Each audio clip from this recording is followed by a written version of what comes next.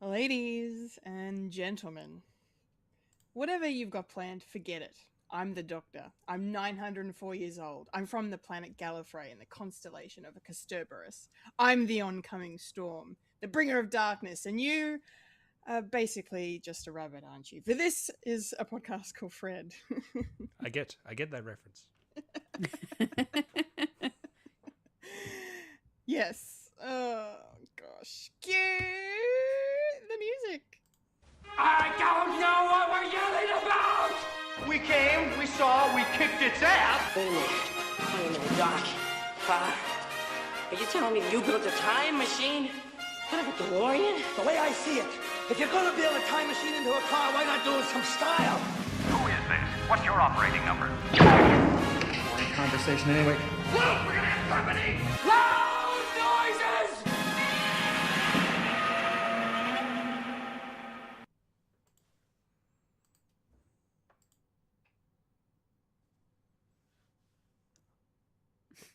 We're good. Hang on. Was I muted the entire time? Yes, you were. Yes, you were. So I wasn't paying attention. I was doing all the socials. So did anything come through at all? Yes. Yes. All except yes? the hellos. Okay, so the introduction. The introduction was fine. Fabulous. We got the reference. And now... hello. Hello. Hello. I've had a long day. I'm a Kendall Richardson. I didn't get much sleep. Fulya and Michael. And I'm running on fumes, Michael Lister. Hey. And this is a Fred the Alien Productions podcast. Yes. Welcome to a podcast called Fred, the podcast that refuses to behave. Even more so this week, especially when we're tired and we're doing a late record, and this is gonna be fun. Yes. Woo. Oh my god. Okay, well, let's crack in with Mhm. the show. Weekly watchings right at the top. Fulya, take it away. Yes. All right. Well, we'll start off with the obvious. One Piece. I'm up to 478. Episode 478. Oh, Yeah. how'd you go? Let's just say it was yeah. I almost thought Ace was gone. But someone decided to stop that from happening. So don't know why. They don't have any real stakes in this. They don't really like Ace, but they did it anyway. Mm. But I don't know what happened to him when he started versing, or when he started speaking to Don Flamingo. Mm. So, yeah, that was just weird though. Like, they ended up having chats with each other, and then, like, what if for whatever reason they just ended up going off to the side, and then we never heard from that discussion again. But the fight continued. It's for a later date. Okay. Yeah. But yeah, so Ace is still tied down. But now it's getting into the nitty gritty, and Luffy is starting to get real low on energy to the point where he collapsed, and he needed one last favor from Ivankov. Mm. I need meat. Well, not really meat, No. but them hormones. I need drugs. Give me all the drugs. Where's my dealer? Ivankov. Yeah, I know. Give me some of that yeehaw. I need that yeehaw. Oh boy. Even against Ivankov's better judgment, they did it anyway. Mm. And yeah, Gramps has decided to pick a side in some fashion. Tentatively. Kind of. Like, dude, that's your grandson. He's a Marine. I know. So says Sengoku. Yeah. All cops are bastards.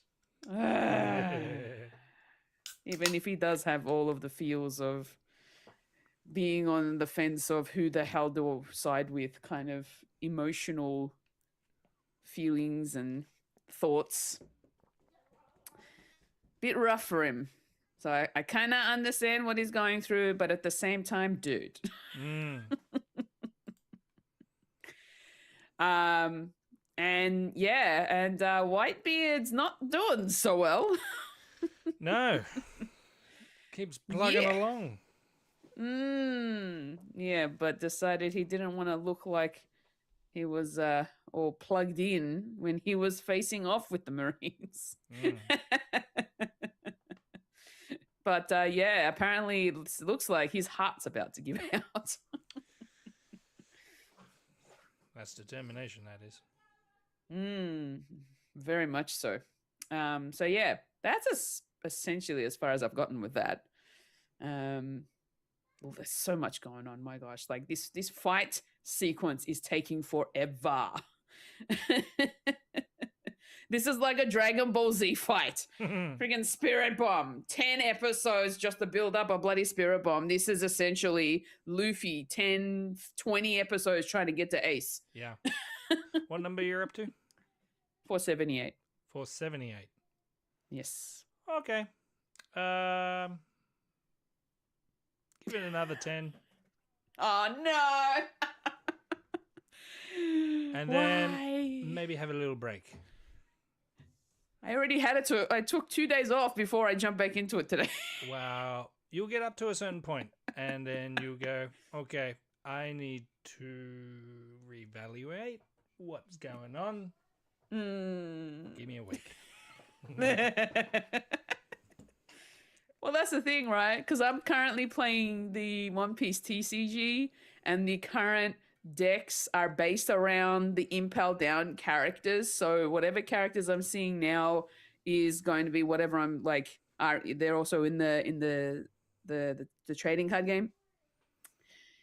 And according to my workmate, there was they had like I think it was last week. They brought out last week or the week before, they brought out a starter deck for this current season, if you will, of the trading card game or series. And they told me not to look at the Don cards that came in the starter deck. He was like, whatever you do not look at those Don cards. Otherwise, you will be spoiled for what's to come because you're not there yet. And at the time when he told me that, I was like, but I've gotten out of Impel Down. Surely it's like I've seen these characters. And he was like, no. You've still got a whole other arc before you get to see that. Yes. How do you know? Where Have you seen the cards? No, I don't need to see the cards. That's one of the reasons why I'm not collecting cards. Another reason, scalpers. And I'm not buying upscale bullshit. Anyway. Oh no, I'm not buying them online. I'm buying them at my local like TCG store, and that's where I'm also playing the games, like local tournaments. How good for you being in Melbourne and getting all this stuff. So he told me for that particular starter deck, for whatever you do not look at those Don cards. Yeah. Because it'll spoil you for the arc that you're currently watching. Yes. And I was like, okay, fine. So when I opened up my starter deck, the first thing I did, I made sure the Don cards were facing away from me. So it's just the backside. Put them in a lock drawer. And there was 10 of them. There's 10 of them. Took them up and put it into another deck box facing away from me so that every time I open the box, all I see is the back. I don't see what the actual design is on the card. And I keep asking him, I'm like, can I look at them now? He's like, no. He's like, where you up to? I'm like, here. No, you can't look at them. Yeah. I mean, if it's a specific thing that I'm thinking of, I got spoiled for it while going into it. Mm-hmm.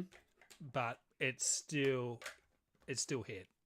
It was I will say though, there was a Don card that I opened up today when I bought some more. I bought like a double pack card for this series, and you get a special Don card, a special card.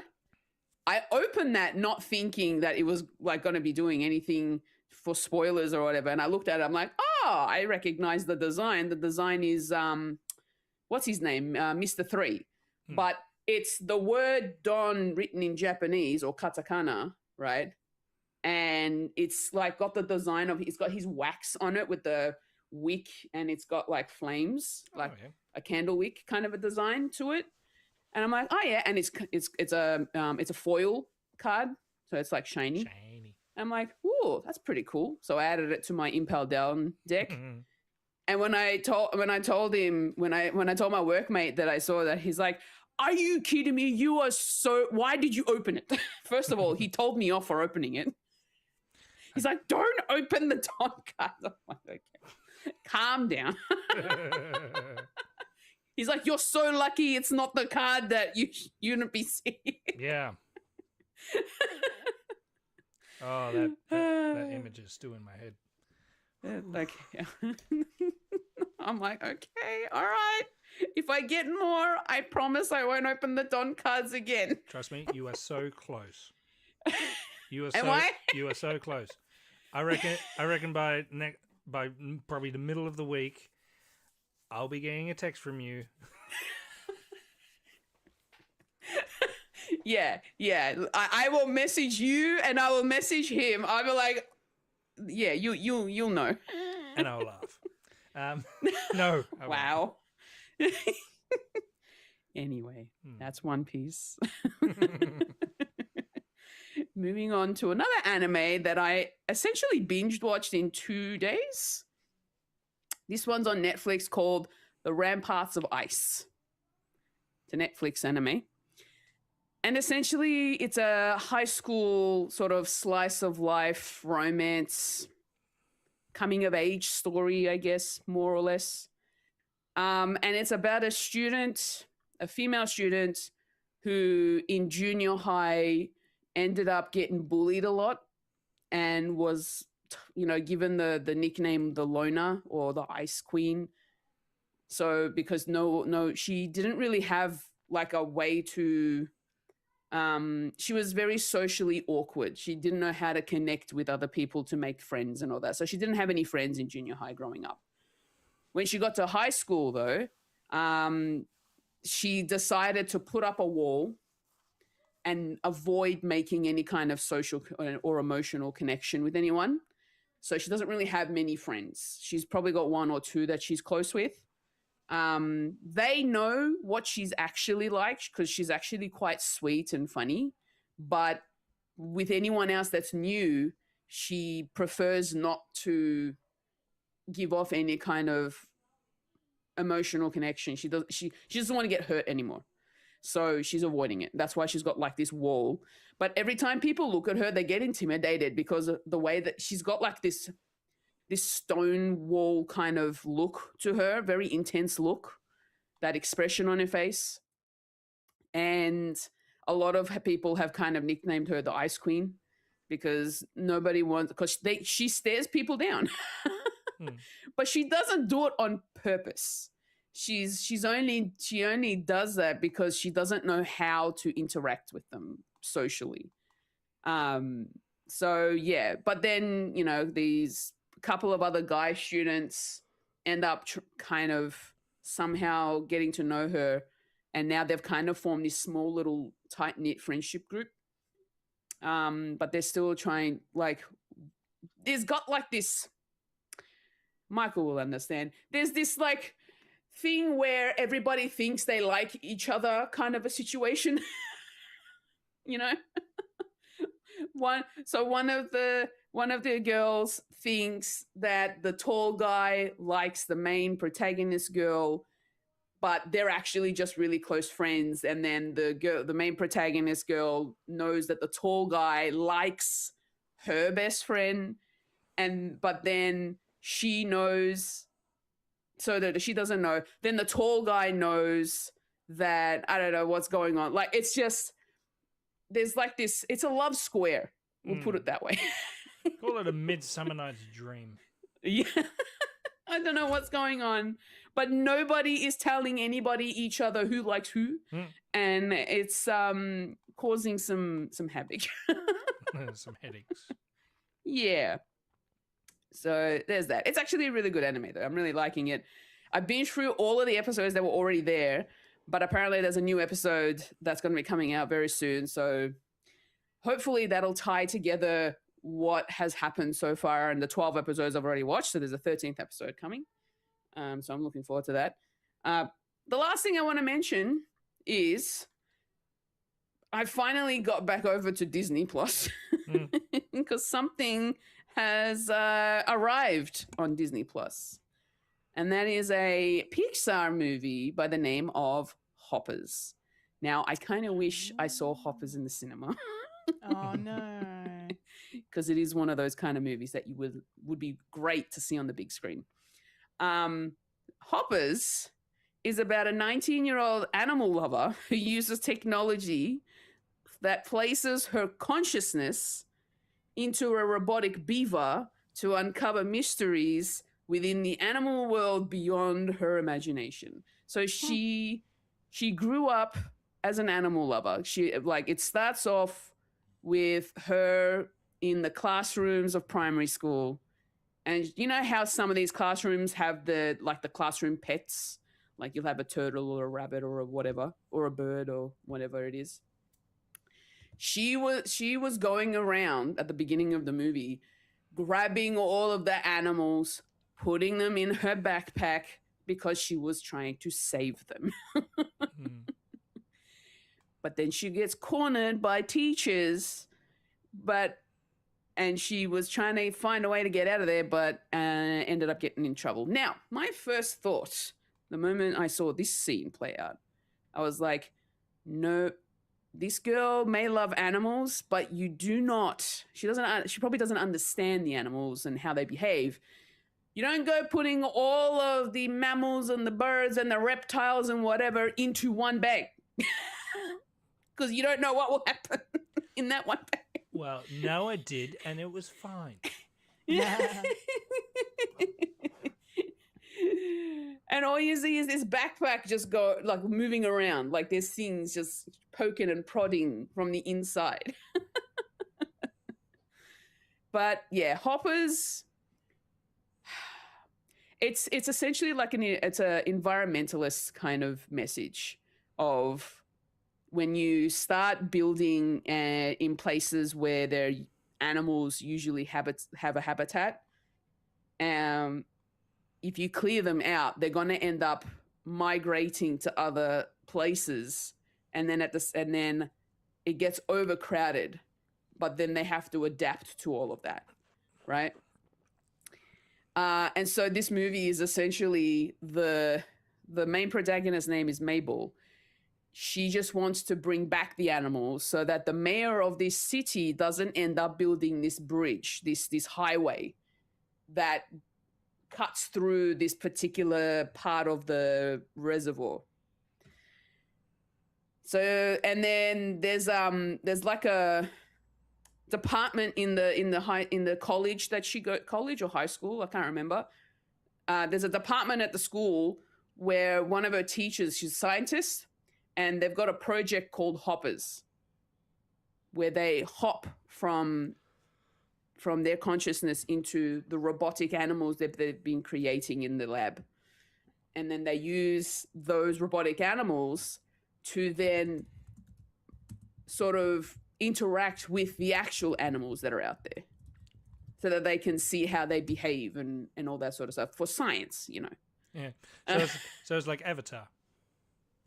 Yeah. They mentioned that in the movie. And in the trailer too. So yeah. So yeah, it's a really fun movie. It's very moving. It does kind of hit you in the feels a little bit, especially for those of you who are very kind of pro animals and environment, like especially if you're a big environmentalist and all that sort of stuff. It's like it's a big message for people to try and figure out better ways to accommodate things like, you know, taking care of the animals so that they don't either get endangered or extinct or whatever, and not destroying their habitats and all that sort of stuff. So it's a really sweet kind of movie. I did really enjoy it, and it's definitely one of the better ones from Pixar in recent years. It's kind of up there with like your oh man, I am Turning Red, Inside Out, that sort of stuff. Yeah. So very good Pixar movie. Absolutely would recommend it. And it's on Disney Plus, so go watch it. Nice. It sounds cool. It is. But yeah, it does kind of like, yeah. It's one of those other things too, where they have a human perspective and an animal perspective in the movie, where the humans, obviously as a human, you don't understand what an animal is saying, right? But then from an animal's perspective, they understand what the humans are saying, but they don't understand, but they look different. So from a human perspective, the animals have these like just beady eyes and they just look normal.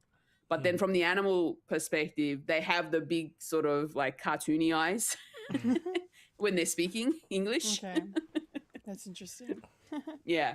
And they end up having to communicate through like a translation device on a phone.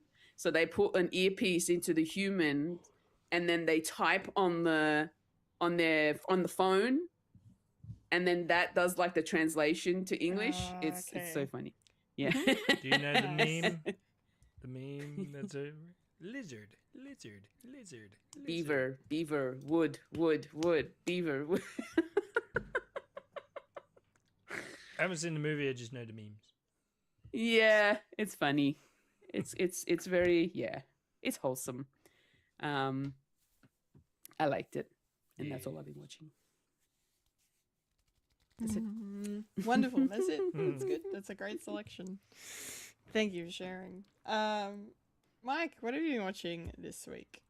Speaking of Disney Plus, we actually got Disney Plus because us and the kids been watching Toy Story because Toy Story 5 is out, and we're going to be watching it on in the holidays. So, Awesome. tell you that when we watch it. I haven't been watching much. There's 3 things that I watched this week, and one of them is going to be talked about later. So 2 things, technically. The first one, One Piece. I've been doing the insane thing of doing 10 episodes a day and then 15 on my days off. So I'm up to 1,090. So by the end of next week, I'll be all caught up. Wow. Well done. Yeah. Good job. It's nuts. It's nuts. But I'm happy that I did it for the Wano arc, because I finished the Wano arc. And it is the best arc. It is so the best arc. A lot of, it's very long. It's like almost 200 episodes long. And a lot of things were set up for it. And we're talking all the way down the chain. We're talking in the 500s. And everything is sort of tied up in this one. It was actually really fun to actually, everything was sort of slotting into place and what's been happening, and not just the Straw Hats having their own time in the sun. Like I did mention Robin to Fulya, it's like, yeah, she gets a bit, and then there's also some serious serious revelations with Sanji. That's great. Poor Usopp doesn't. He got nothing, but he had some moments. But yeah, a new gear was released at the end of this one, and that's insane. But I assume you probably know that one fully because it's just everywhere. The white hair. Yeah, I know that one. yeah, that one. I didn't know it was going to be this one. I thought it was going to be the next one, but it was a nice surprise. And the build up for it is absolutely. I just love this arc. The villains as well. There was like multiple villains with this one, and yeah, there's also there's also stuff happening like outside of where they are. That's very significant of the world of what's been happening. So that's great. There's the warlords. Stuff has happened with the warlords, and there's also other build-up sort of stuff. And yeah, we still get mentioned like with Buggy and all that stuff like outside. And there was a huge, I think, yeah. Coming off of what I said like weeks ago about the huge backstory with a character, and they sort of followed with their life, and with that. But I already explained that from previous episode, previous weeks. Yeah, is that the Wano arc is grand, it's great, and it's awesome. It went everywhere.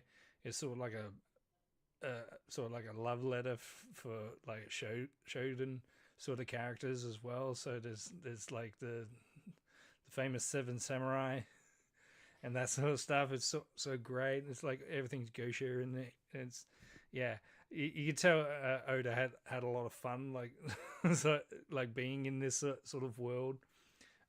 This island that's out in the middle of nowhere, and and there's no sort of connection with anything. It's absolutely like cut off from the rest of the world, and stuff happens. It was really great. Stuff does happen. Fulya, you need to get the Dizark. I'm slow, but I'll get there. I'm just saying, a great payoff. I have to, Okay. and there's still more. It's still going. Okay. Yeah. Can it? Yeah. It's so much good stuff.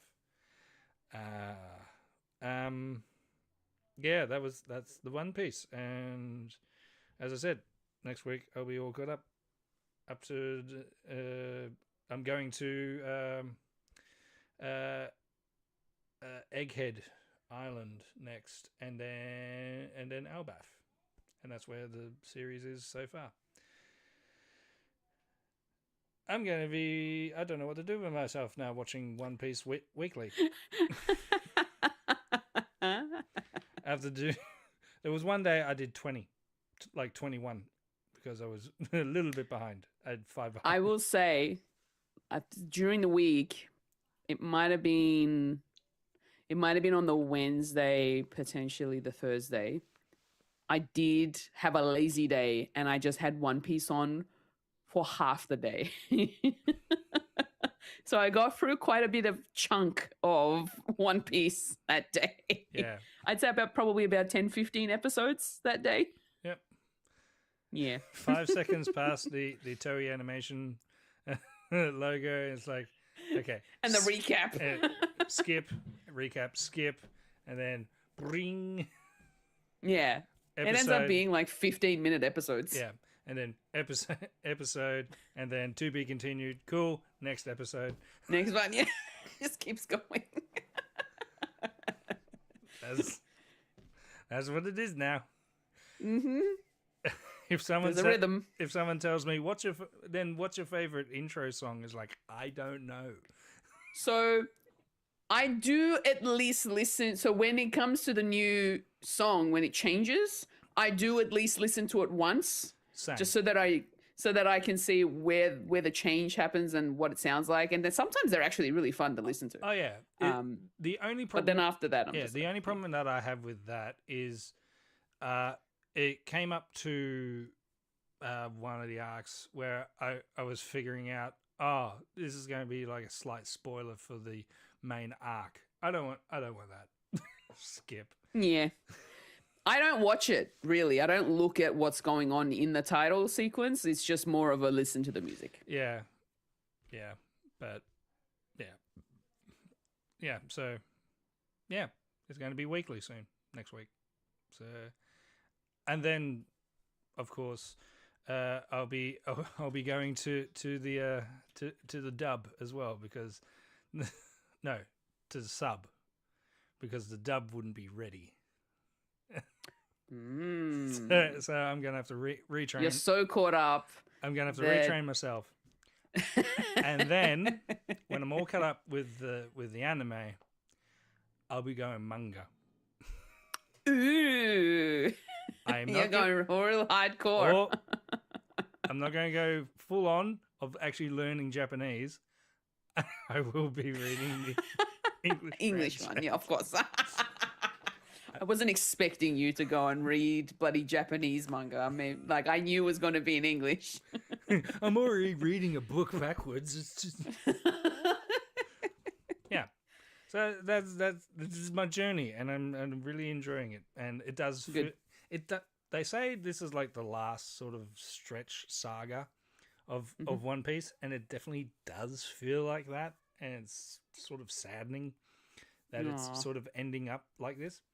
And I want to be there. I want to be there when they when get, it happens, where they get to the place where they find the One Piece, and then yes, now you're up to Marineford. Yes, I am. Yeah. Has Whitebeard yelled his catchphrase? the one piece. I may not have been paying attention if he has, but I don't know. Where he screams, "The One Piece is real." Oh no, I don't think I've gotten. No, I have. He hasn't said that. Okay. I haven't. Yeah. Spoilers. Apparently, the One Piece is real, according to Whitebeard. But what would he know? We just met him, and the guy's dying. In more ways than one. Because he got stabbed by his son. Oh, How stupid could you be? and just the embrace, just after it's like, I forgive you. It's like, oh, like fatherly love. What's that like? Anyway, yeah, that's my One Piece. The other thing I've been watching is Vox Machina season 4, and I'll probably wait until Kendall is. Oh, so you're up to date then? I know exactly where you are. I have theories. I want to hear them because at the moment I'm like just sad. Or maybe I and- should do the cruel thing of just saying, "Oh, just let it hang out, see what happens." Not gonna mention. Oh, was this part of the campaign or not? They're actually taking liberties. Yeah, in you certain said. areas, Yeah, and I'll just leave it and at I'm that. worried that this is one of one of them. But if my theory is correct, it's going to be the most awesome payoff. Okay. Because when I was talking about last week that Percy and Vax, Mm. one of them, one of the twins, Which girl twin is Vex. Vax is male twin. girl twin. When Vex. the girl twin got married, and Yes. and I said, well, they got married like after the campaign, and it was like a one shot.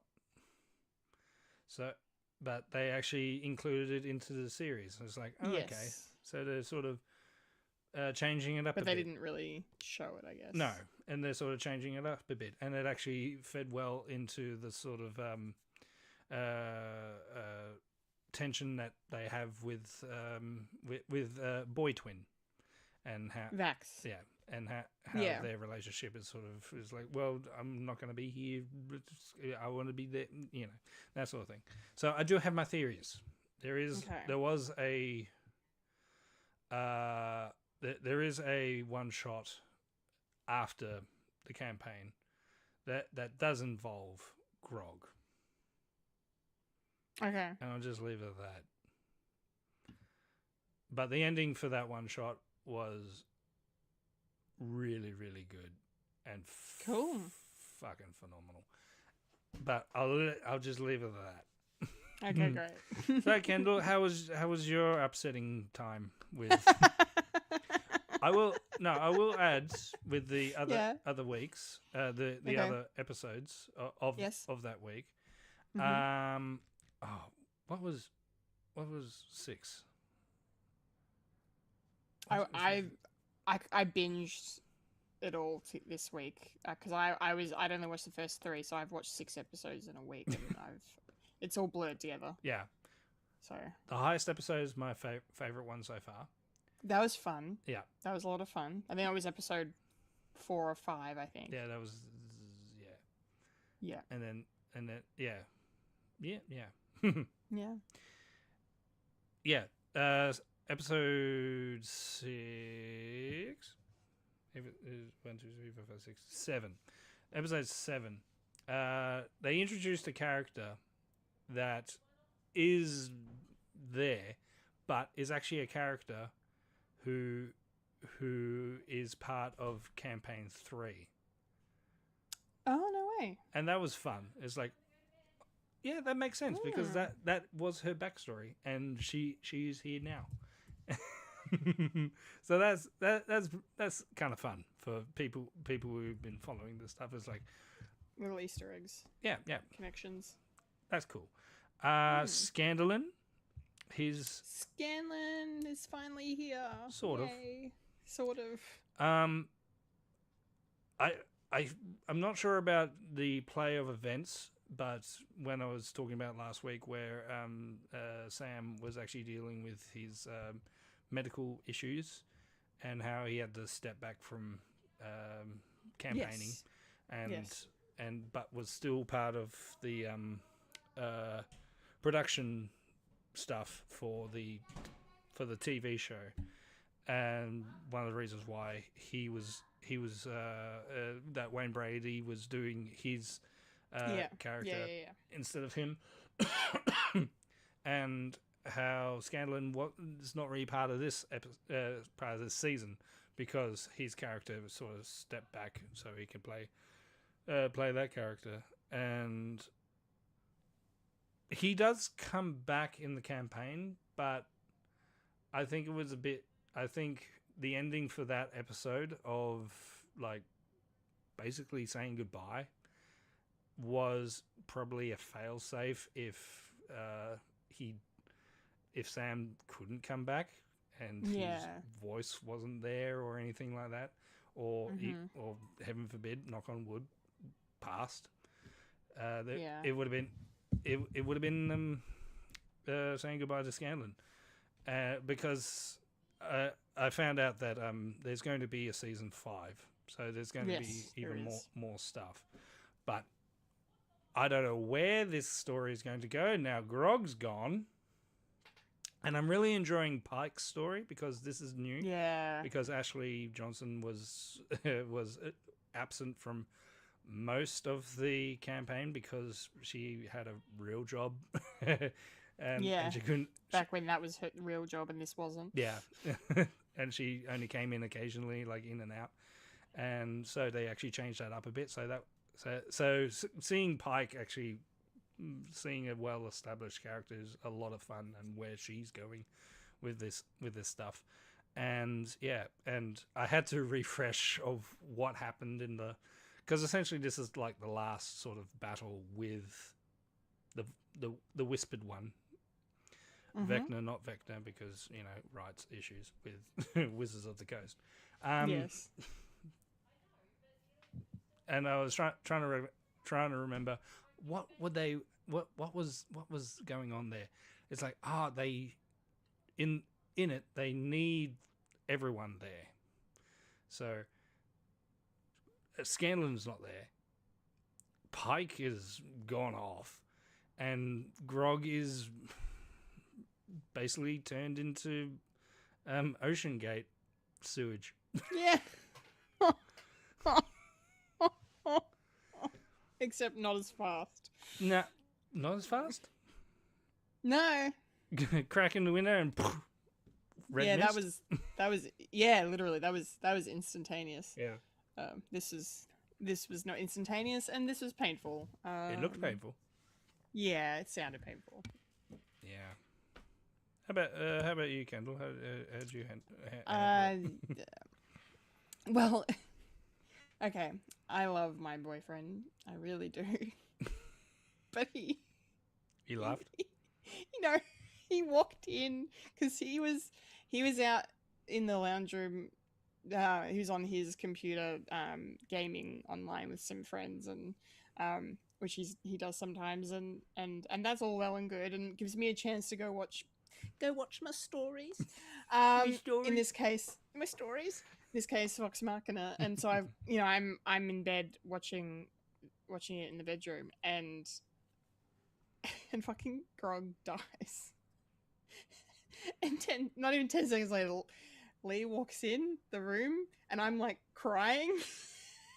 and he's come in a break between games to like come in and say hi and like give me a kiss or whatever, and I'm like, you've come in at the worst time. And then especially because the episode ended like I think a minute after that as well. I'm like, the timing was not great, but it makes for a funny story, so I like it.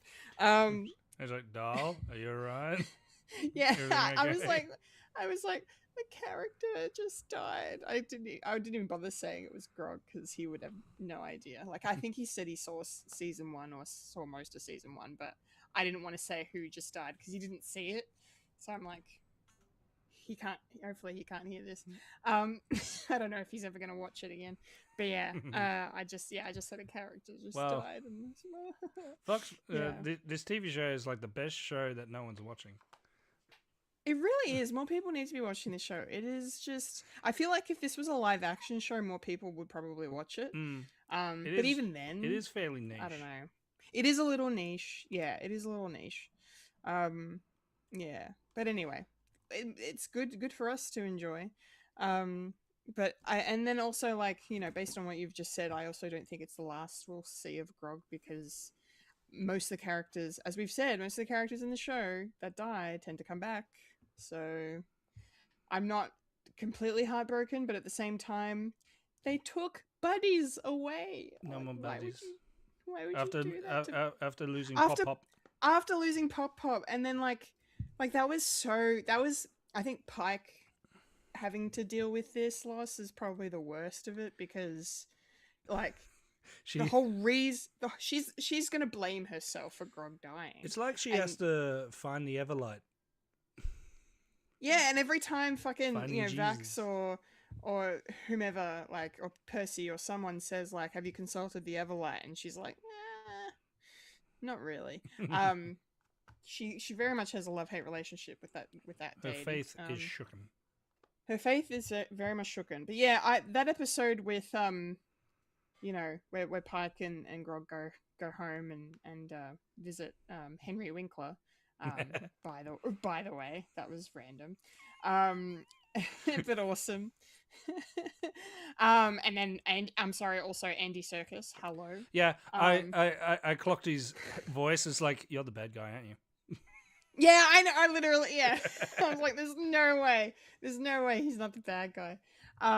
Yeah, that episode was great and heartbreaking because what happened to Pop Pop, and then for Pike, for them to come back and then tell the rest of Oxmarken and the news, and then to then go and do what happens, and then Pike was willing to go, like, potentially sacrifice herself to stop the Whispered One and to fucking kill fucking Delilah Briarwood because she's back, because why the fuck not, I guess. I like it. I do like it. I like the Briarwoods in season 1, and I was sad when they were offed so not super quickly, but whatever. But anyway, adds for interesting conflict. And then fucking Grog goes in to fucking stop her and save her, and then he dies trying to like help her, and then she's like, well, I guess I'm fucking walking through the portal then. Like, oh yeah, it was brilliant. It was such a good episode. Like, it was devastating, it was heartbreaking, but it was so well written, so well acted voice wise, and I'm loving the story this season, with Vecna, not Vecna. No. Yeah, and even getting to see Scanlan return for one episode, featuring a character voice by Tom Cardy. Like, the fucking people they're getting in this show now is just wild to me. That was a lot of fun. Funny story. When they came to Australia, he was like the warm-up act as well as playing in the game as well. I remember hearing about it. Yeah, so that's what it led to, I guess. What you know is who you know. Yeah. Yeah, that was a lot of fun, and yeah, there was something else I was going to mention too, and now my brain's. Oh yeah, I'm loving Taryon Darrington more and more with every episode, and especially because the team is starting to really appreciate him as well, even though he faints at the side of terror essentially. But it's okay. Yeah, I'm just sad he doesn't have Dottie anymore to take this down. That's just Well, who knows? I'm sure he'll build another Dottie. Easy. Dottie. Teddy. I can't wait. If there's going to be more seasons, more episodes in seasons, I'm hoping for Tarrington Brigade, which is actually another one shot that they did for like charity. Oh, cool. After the campaign, spoilers, Tarrington survives. But it's fine. They sort of part ways because Scanlan comes back and yeah. So Makes sense. which is going to be interesting because they're sort of changing it up a bit. I think that they did a Terryton Brigade where all the other people were playing other characters, which a new team of rabble, and hopefully they'll do something with that as well, because that was a good one shot. Yeah. Because the guy turning into a duck is sort of a deep cut as well for that character. That was hysterical. I love that. His backstory is he was brought up by a gaggle of ducks. And Of course. stupid stuff like that. Brilliant. And Brilliant. was played by Napoleon Dynamite himself. Yeah, John Hader. Yeah. And he yeah, reprises yeah. his role for this, so that's cool. Oh, that's awesome. Yeah. That's really cool.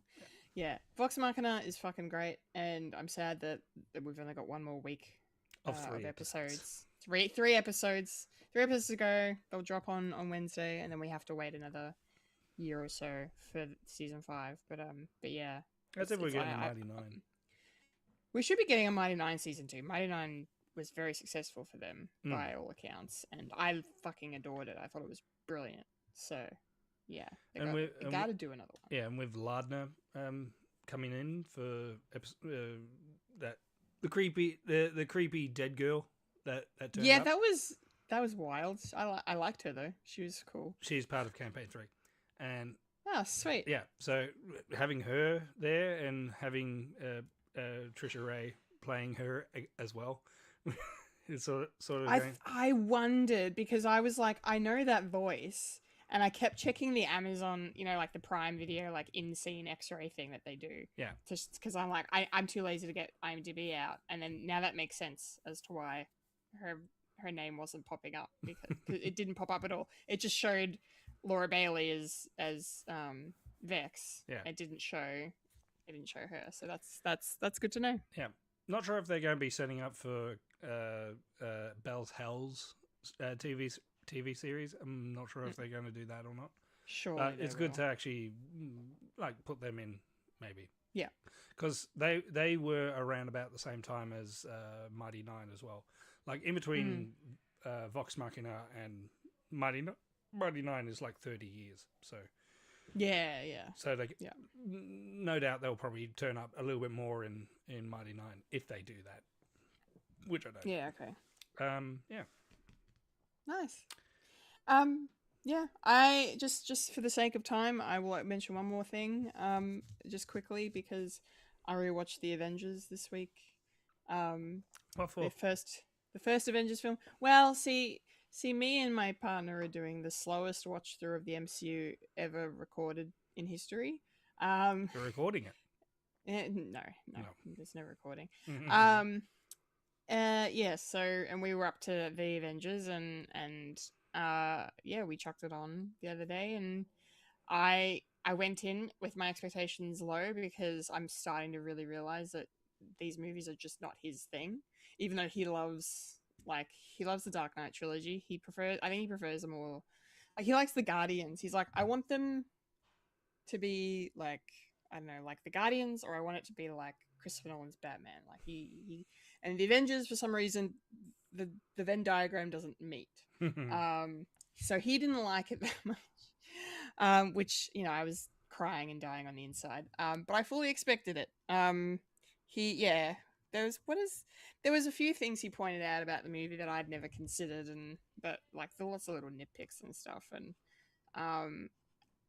yeah, and I mean, like, look, he doesn't like Tony Stark, so like, if you don't like Tony Stark, like, this movie is sort of the beginning of his like where he starts to really change in terms of his personality and the way he carries himself, and what those repercussions for his decisions look like. This is and I said that to him, like, this is the like turning point. This is where things start to get real, like real serious and stuff. And he's like, I like Thor better than this. And I was like, I love you.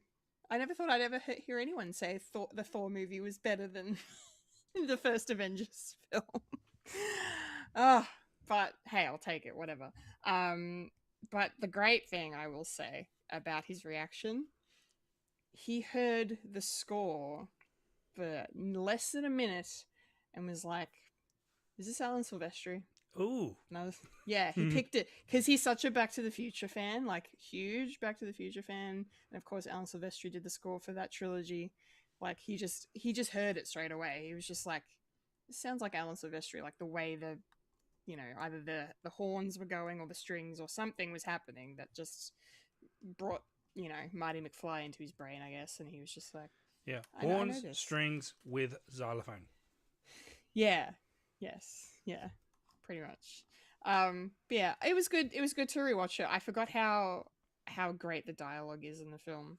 Like it's just the fucking lines. And I know, say what you will about Joss Whedon now, but like the dialogue he wrote for these characters is just fantastic. Like I forgot that Loki says Mewling Quim in the movie, and then I waited for a reaction from the boyfriend, and I didn't know what it meant when it came out, so. But there's just yeah, I don't know, and all the actors are just so great in it, and it's Ruffalo's first time as the Hulk, and he's really good, and yeah, and then of course it's just awesome to see Tom Hiddleston, you know, really in his villainous element as Loki. He's just excellent. But yeah, and then just to see also the beginning of like the Civil War kind of roots of like Steve and Tony immediately not liking each other, you know. Yeah, it's always a fun rewatch for me. So, but we'll keep watching. I'm like, okay, if you want the grounded stuff, we are 2 movies away from Winter Soldier. 3 movies away from Winter Soldier. We will get to the grounded stuff. It's gonna happen. But if he didn't like Avengers 1, he sure as hell isn't gonna like Avengers 2. But I'm making him watch it, so Oh, you never know. you never know. It's fine. Can't win them all. All right. That's the weekly watchings, which means it's now time for the week that was in the nerdy news.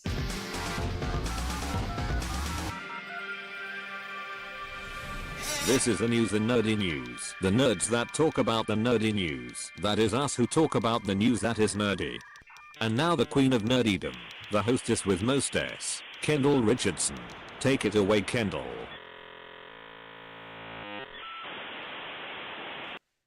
Okay, it's nerdy news time. A couple of things to talk about this week.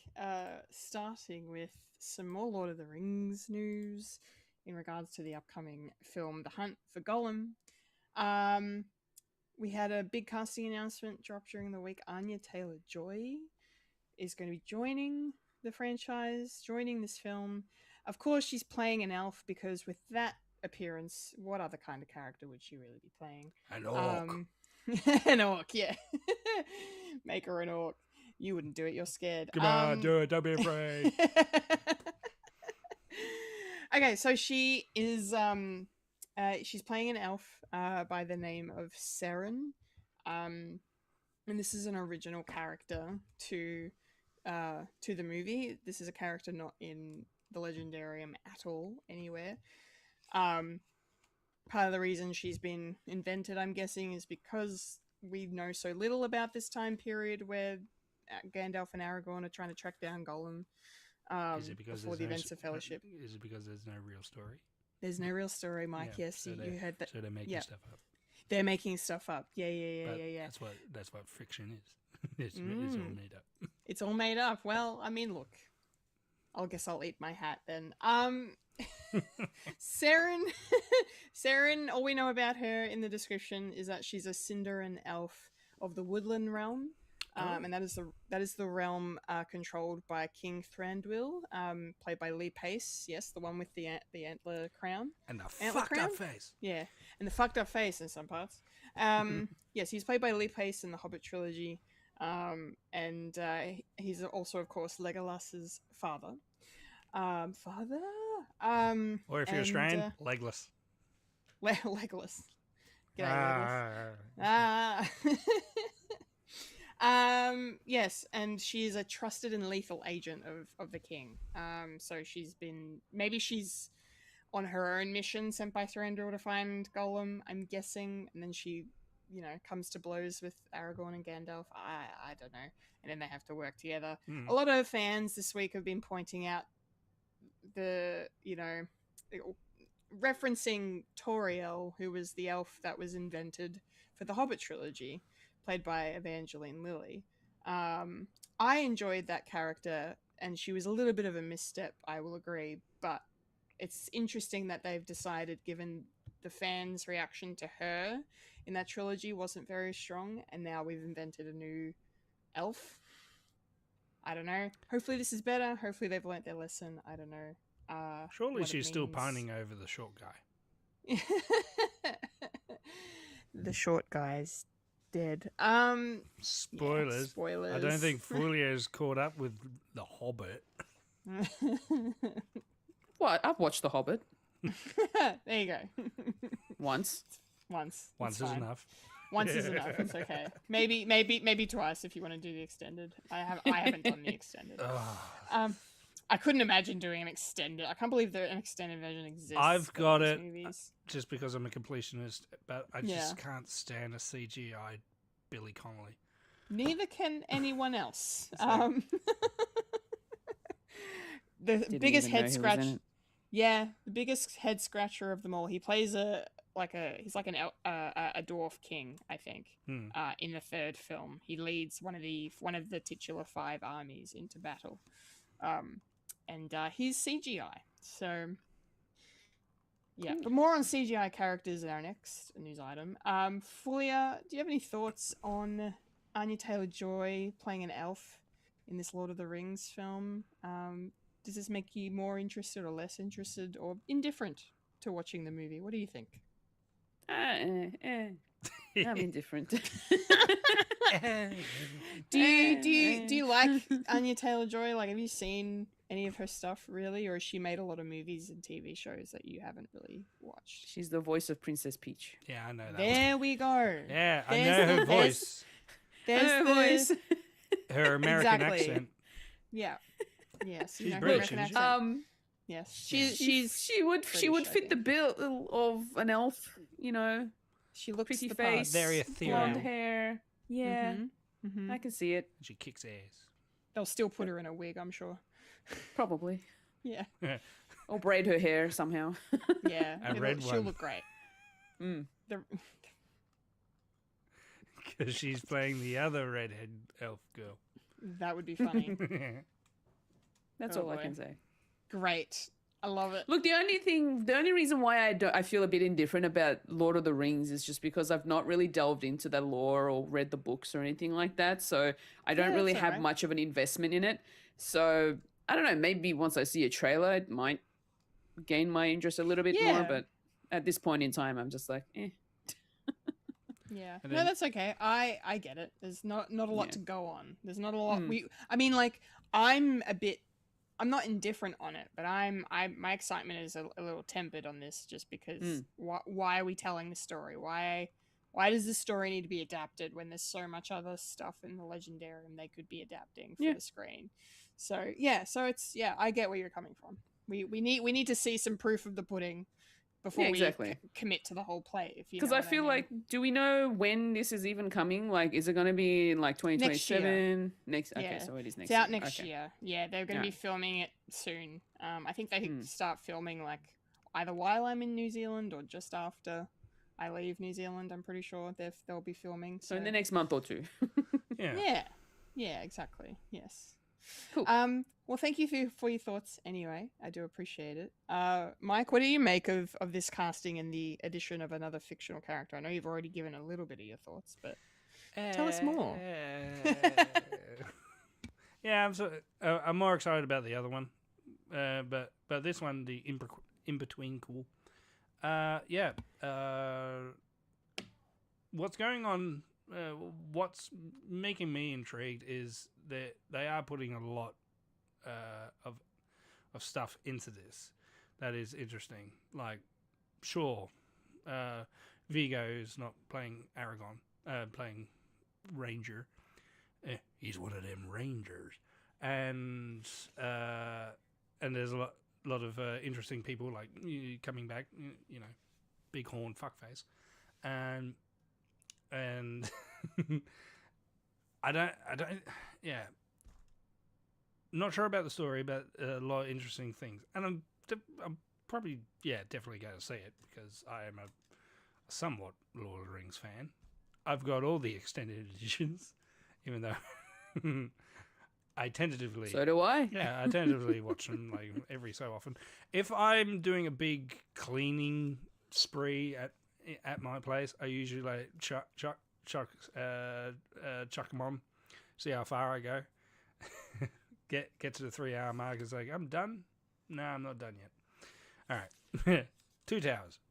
There we go. And then so on. Haven't reached the I was going to say 5 armies. No. Return of the King. Yeah, but still.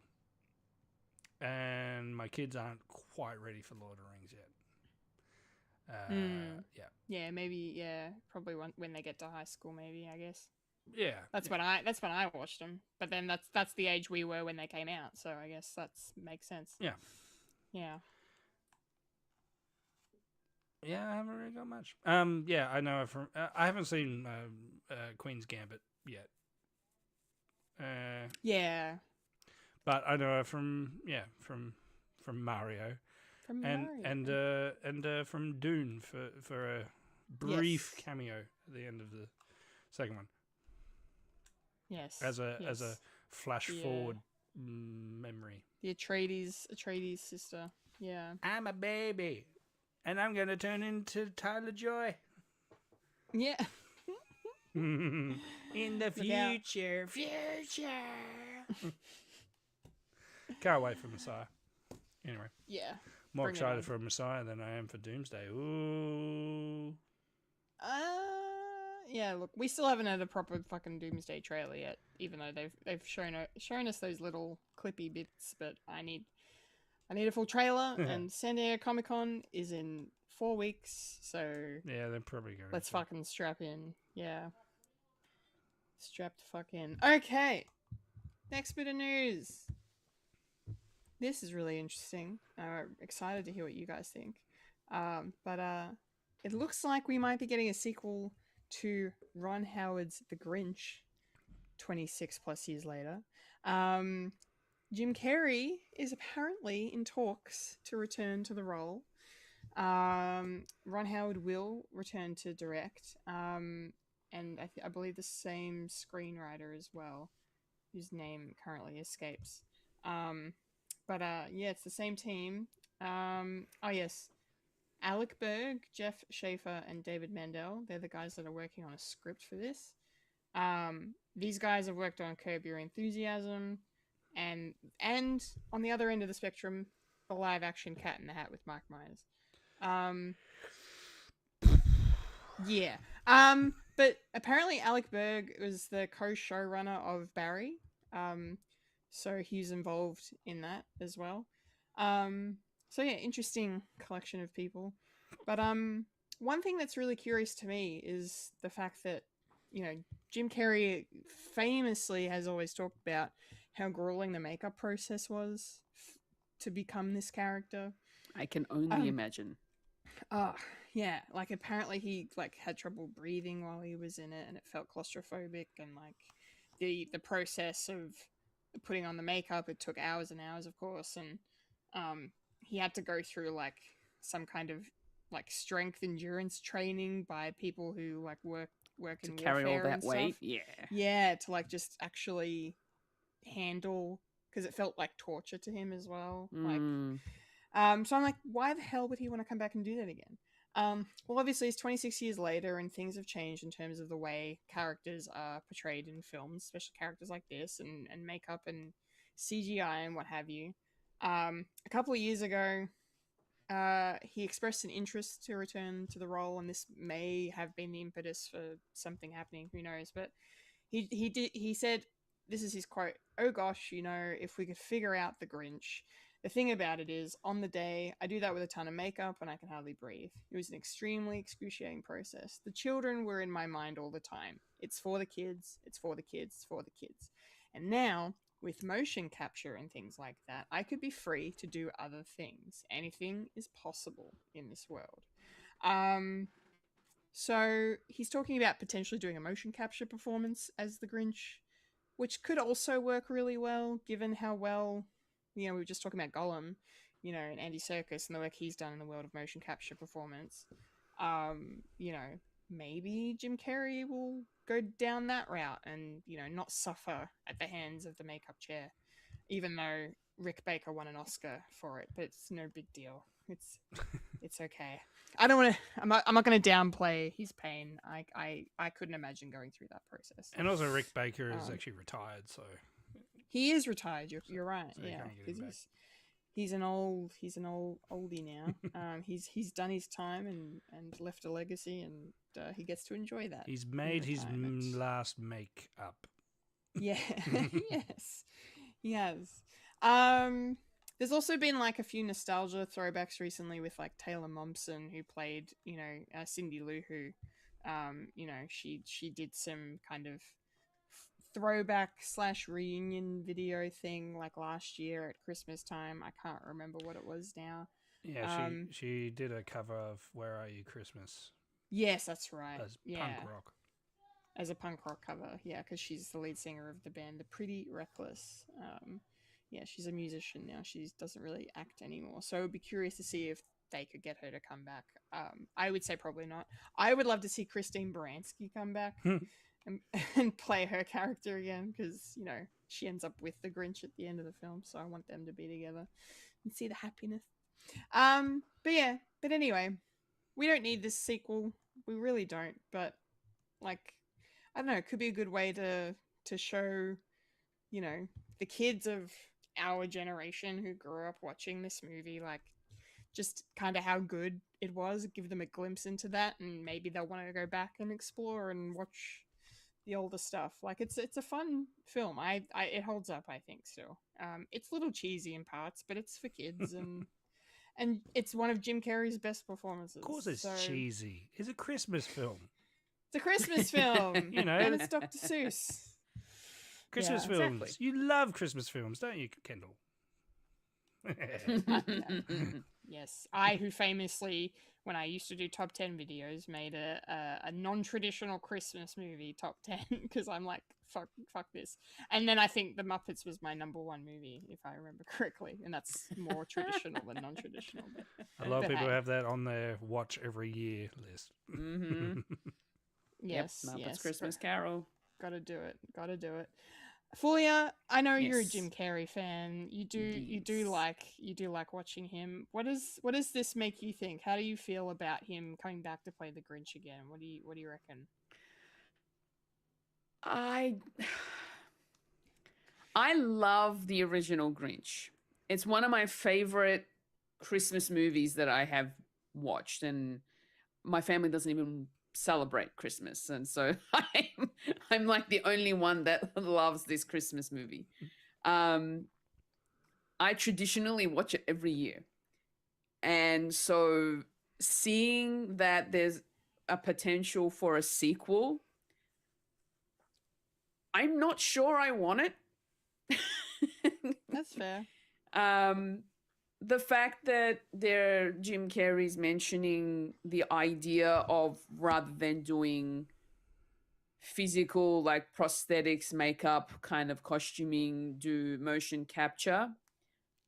I don't know how I feel about a motion captured Grinch, a digitally like imposed character that is the Grinch.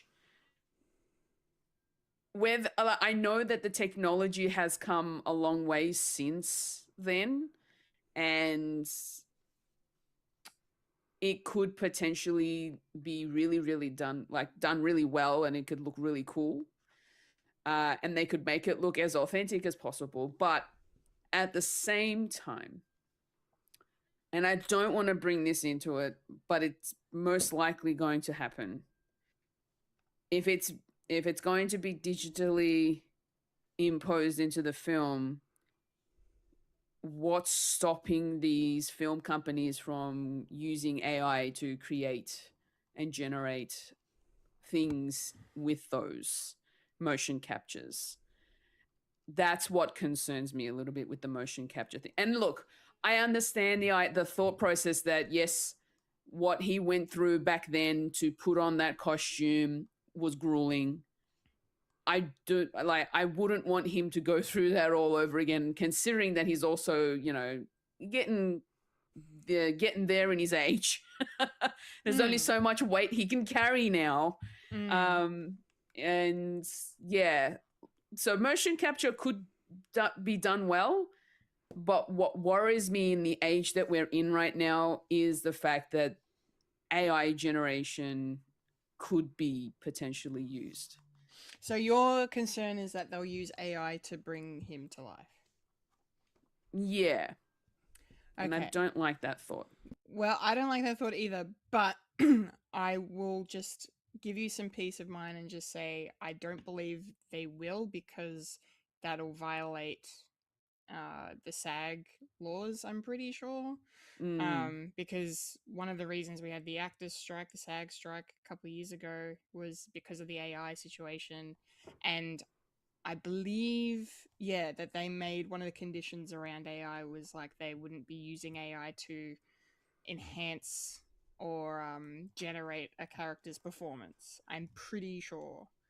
Feel free to Google it, and I might look it up after the show. But yeah, I don't think it will come to that. At least that's my hope as well. I would remain optimistic about that, I think, but I totally get why you would think that, because that's the world we live in now. Like you said, like we have to think about these things. Yeah. So, and it's but not, I think it'll be okay. it's not so much enhancing the performance or creating the performance of the actor that's that's doing the role. It's just more so the fact that they'll most likely use it for the for creating the look, essentially. Yeah, that's going to be I don't know what I don't know what the right word is then, but that's what I was trying to. No. I don't think it'll be used in that way, but yes, I think it'll be. Well, he's hoping. Fingers crossed. Yeah, it's just like it's kind of an inevitable thing, considering the technology that we're going towards now. So, yeah, but. Yeah, I'm not sure. It really depends. It's going to come down to what the story is going to be for a sequel of The Grinch, because the way that they ended the first movie, it just seemed like a nice whole rounded sort of ending, you know, happily ever after, all that jazz. What would happen? Like what? The Grinch's heart's going to shrink again, you know? Is there another Dr. Seuss story about the Grinch that continues? Yeah. It's the day after Christmas. Boxing Day. After Christmas. It's the hangover after Christmas. It's like, what was I thinking? Yeah. Yeah. So it's gonna come down to the story, I think, mostly what they want to, you know, put out there. Yeah, that's valid. That's a valid thought. Mike, do you agree? What do you reckon about this potential sequel happening? I don't want this. One enough and leave it alone. Yeah. I think the reason that it's being kicked around is because on socials, Universal Studios, they have a Grinch that meets people, and that's always popular every Christmas so far. Where it's like an alternative, like Meet Santa at the mall sort of thing, but it's the Grinch, and he insults you and all that stuff. So I can see where the appetite is. It's like, this is still popular. Even if it's a guy in makeup and a suit sweating his balls off, and the Illumination Grinch didn't really, has the test of time. It didn't really hit the mark, but like it was cool and fun, but it just didn't really hit the same notes as what that live action one was like. Like the live action one was like lightning in a bottle, and now being 25 years, it's now nostalgic. And us being old that we are introducing it to our children and they're finding it like weird, standoffish, but still fun at the same time because the Grinch, like in itself, is a little bit scary because it's a real horrific thing to see, and it can only be pulled off by like Jim Carrey. Yeah, exactly. Especially when he goes, oh, booga booga. Yeah, and the guys that do the Universal resort place thing, they are doing Universal Studios. Yeah, they are doing an imitation of Jim Carrey doing the Grinch with their little subtle twists as well. Oh, of course, yeah. He's like, hey, what's up, my guy? It's always a fun one. Yeah, so I can see that. Should they do it? No. Will they do it? Yeah. Nothing's sacred anymore. But it all to do with story and where to go.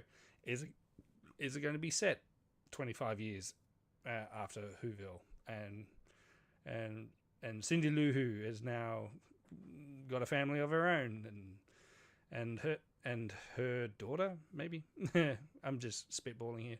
Her daughter doesn't like Christmas, and so she needs to get the Grinch in to say, "Hey, it's this." So it's an opposite thing where the Grinch is sort of teaching that this is what Christmas is all about. Blah blah blah blah blah. Maybe that because it's opposite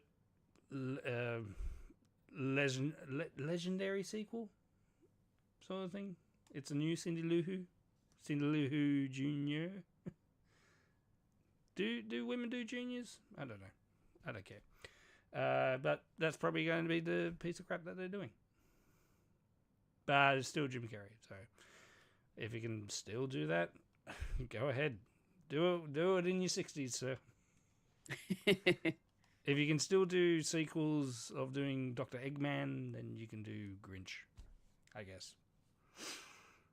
Yeah. Why not? Why not? Why not? Because it's nothing new. It's just nostalgic bait. Yeah. And it's our generation's turn to have nostalgic bull crap. Hey, it sure is. There's a new Spyro. There's a new Rayman. There's a new there's a new Zelda game. Yay! My childhood is coming remakes, back. woo! Me, it's all me because we got all the money and we can watch stuff. Yeah. It's it's never gonna Don't end. you just love culture just being at a standstill for the last 30 fucking years? We have not advanced at all. No. Well, that just conveniently brings us to our next bit of news, which is a prequel in a franchise. Ironically, Hey. I'm excited for this one. Yeah. Yeah, me too. Yeah, so of course we're talking about the Evil Dead franchise, and Evil Dead Burn is going to be in cinemas very soon, which is really exciting. And they just finished wrapping the sequel to that, which is Evil Dead Wrath, which we have now learnt is actually a prequel film that is going to be set in 1972. And the reason this is so important to the Evil Dead fans is because we've never gone this far back in the modern story. Obviously, Army of Darkness goes back to, medieval times that it goes back to, but 1972 is like, 10-ish years before Ash originally goes to the cabin, and all of that kind of kicks everything off. So that's really exciting, I think. Really, really exciting. It's coming out on April 7th, 2028. And yeah, apparently it's going to not only be set in 1972, but it's going to have the sort of feel and look of a movie that was made back then, because they're going to be using something that's called Ektachrome 100, which was a film stock. A lot of movies were shot on it back in the day, so they're going to be using that to make it, and or that's what they have used, because I think I just said that they've wrapped production, but yeah, really, really cool. I kind of love those Like the 70s was such a an insane time to be a horror fan, and like the amount of like game changing movies that came out in that decade of the horror genre, like, you know, I can't count them on two hands, you know. It's just insane. So really cool. Like I've loved in recent times when horror films have gone back to that time in that setting and then really made it feel like a classic sort of film. And I really like what the Evil Dead franchise has done, like in terms of it coming back, you know, with the 2013 remake, I guess, and then continuing it with Evil Dead Rise a couple years ago. Like, it's just like they're just really good quality sequels, I think. So I'm really looking forward to Evil Dead Burn. Evil Dead Wrath sounds like, you know, just a really great time. A couple of cool names in the cast featuring Jessica McNamee, who is in the Mortal Kombat movies. She's Sonya Blade in those movies. And then Zach Gilford from Midnight Mass is also going to be in this one. So, and of course, Sam Raimi is producing with Bruce Campbell as an executive producer on this one. So he's still involved as well. Oh, yeah. Yeah, good stuff. I can't wait to see what the story is going to look like in this, and like, does it back up against the first Evil Dead movie? Do we find out where the cabin came from? Is it just like this weird like Nexus location that just is always existed or something? Like, yeah, or do they dive into something to do with the Necronomicon? I don't know, but I can't wait. And speaking of things I can't wait for, Mike's opinion on this, because you love Evil Dead, and you love horror. I love and me you were dead. the one. You were the one that brought this to our attention. So, well, you said there wasn't very much. I was like, oh, there you go. No, it's perfect. It's great. It's really great. How excited are you for this? Does this sound cool to you? I think it's really cool because it's a sequel to the Evil Dead that's more connected to the franchise, because you can sort of give or take the 2013 one. It's sort of a tentative sequel to it, and you can sort of give or take if it's part of it or not. It's not necessarily a remake; it's actually a requel, where it does take place in the universe if you look very carefully. Like there's certain aspects, but it's just, but it sort of has a different sort of style and take, but it's still semi part of it. Rise is sort of a different kettle of fish because it does take place in another part of the world, I guess, or it could be an alternative universe, but it's still part of the mythos of there being three Necronomicons. I'm going to be very nerdy here, and I'm going to see if should I spoil too much about it. I think it is probably going to be a direct prequel, because when the kids come to the cabin in the woods, the original cabin in the woods, and they find it, they do find there is a reason why that there is stuff there. And I think that's going to be the explanation in this movie. It's of why it's here, and it's going to be that story. And I would enjoy watching that, because then you can watch it like Rogue One by watching that, and then that leads into to A New Hope. This is going to be that the Star Wars of horror. And yeah, you got Sam Raimi and Bruce Campbell still executive producing and doing all that stuff. So they will have their fingers in the pies, and to say, yeah, that's pretty cool. And what's really great about this is, if you do like these sort of movies, it's going to be a lot of gory fun, like cartoony, like gory fun. Not for you, Fulya, whatsoever. That's why I'm not talking on it, so No. it's fine. And I understand. It's like, that's why I put it in. It's like, I know how to divide the room. There you go. yeah, so I'm really looking forward to this and all its sequels. Yeah, just have, and they don't have to be all connected or just willingly connected to anything. Like that's why I kind of like Rise so much, because it doesn't need the baggage of it being a direct sequel or prequel or whatever it is. But now that we've got a prequel, it looks like it's going to be a bit of fun of putting all those little bits and pieces that people have been watching so many years. It's like, it's that sort of thing. It's prequels doing what prequels do. And yeah. And what's really great about horror is there's no plot armor. You're going to expect them all to die. Or, yeah. Not spoiling anything. So, yeah, when's this coming out? I want it. I want it now. Yes, a couple of years until we get to see this one. But yeah, it's going to be worth the wait. And we've got Evil Dead Burn to look forward to tide us over. So.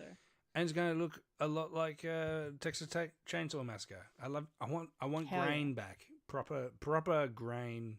If it's going to be film stock, it's going to be the proper stuff. Not just it's a filter and put Saipan on it. Yeah. It looks like Instagram. Me. No filters. No filters here. No filters here. All right. It will be really expensive, so go see it because it's going to be very expensive. Because they don't make it anymore. Expensive. No.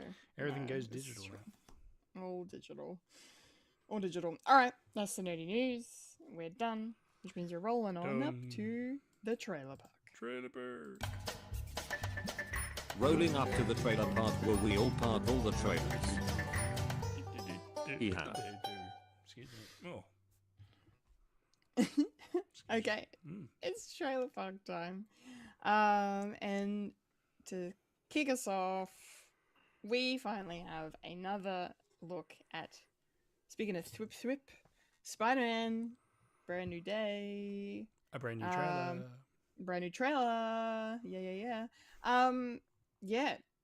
I am so much more interested in this story now, based on this trailer. Obviously with the last trailer, we got a bit of a glimpse of what, something's clearly happening to Peter and he's not really sure what's going on. And he's also trying to figure out how does he kind of make MJ and Ned remember him. And we've got all that going on, but it also seems he's kind of becoming this like darker version of Spider-Man, maybe. Man Spider. Yeah, man Spider's coming. Yeah. No, never again. Oh, again. No man. And again. No man Spider. We don't want him. But no, this is really, really interesting. Yeah, and I'm wondering, what it's got to do with, if it's another like side effect of nobody knows that Peter Parker is Spider-Man, or no one knows who Peter Parker is. Does that mean, he himself will then become lost within Spider-Man? Or is this mysterious villain who is most likely Sadie Sink, that everyone's like, it's got to be Sadie Sink, and is she playing one of the X-Men, and is she Jean blah, Grey blah, because blah. she's a redhead? Because she's a redhead. She's a redhead, so she's Jean Grey. It's the Phoenix Force. Yeah, that's all the chatter around this movie is who's Sadie Sink going to be, and why can't we know? But yeah, there is a mysterious figure in the trailer here who hides themselves under their hood, and speaks ominously, and also makes Peter see people that are talking to him, and he making threats about MJ and stuff. And I'm like, this is creepy as shit, and I love it. This is great. I'm here for this. It's weird and it's wonderful. Also just really nice to see Tom Holland doing Spider-Man again, and seeing the gang back together in some form in this trailer, and welcoming, it's been a Mark while. Ruffalo. It's been a while. Mark Ruffalo to the Spider-Man movies, and John Bernthal as well. More Punisher action in this trailer.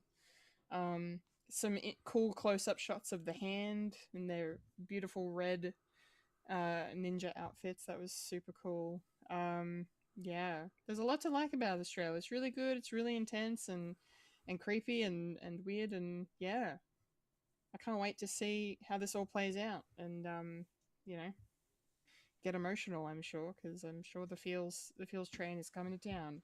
But I can't wait. Fulia, how excited are you for this based on this trailer? And does it have anything to do with the fact that it comes out on your birthday? Maybe a little bit. Maybe a little bit.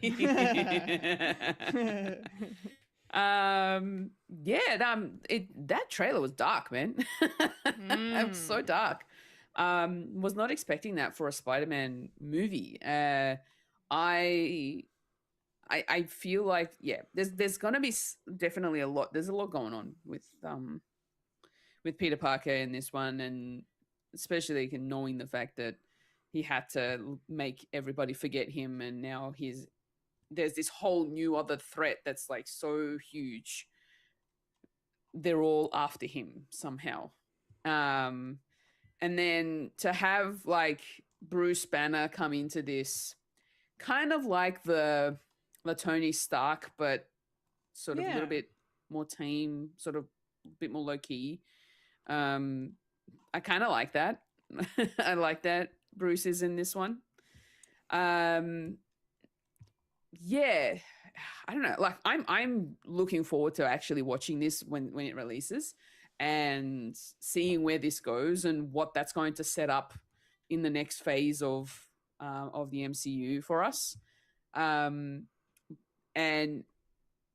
I think what I want to know is we've got like seeing him with the webs shooting out of his wrists instead of like gadgets. Organic. It's going to be, it's all organic, and the webs look more realistic as well. And that, especially the one scene that I really liked was the scene where he's in the air twirling, going down with the other red characters coming up, and they're all getting intertwined in the spider webs as well while he's shooting them. That looked pretty cool. I like that little action sequence there. But yeah, this is a lot, as you said, it's darker, it's creepier. There's I guess there's a lot more going on with Peter than we all know. So I'm keen to find out what it is. Excellent. Mike, what about you? You keen to find out what the hell's going on with Peter Parker here? Keen as a bean. Yeah, it definitely looks interesting, and it's kind of cool that they've found like a story for Peter to do when now he's Spider-Man after his three movie arc of learning to be Spider-Man, and now he is Spider-Man. And quips are good.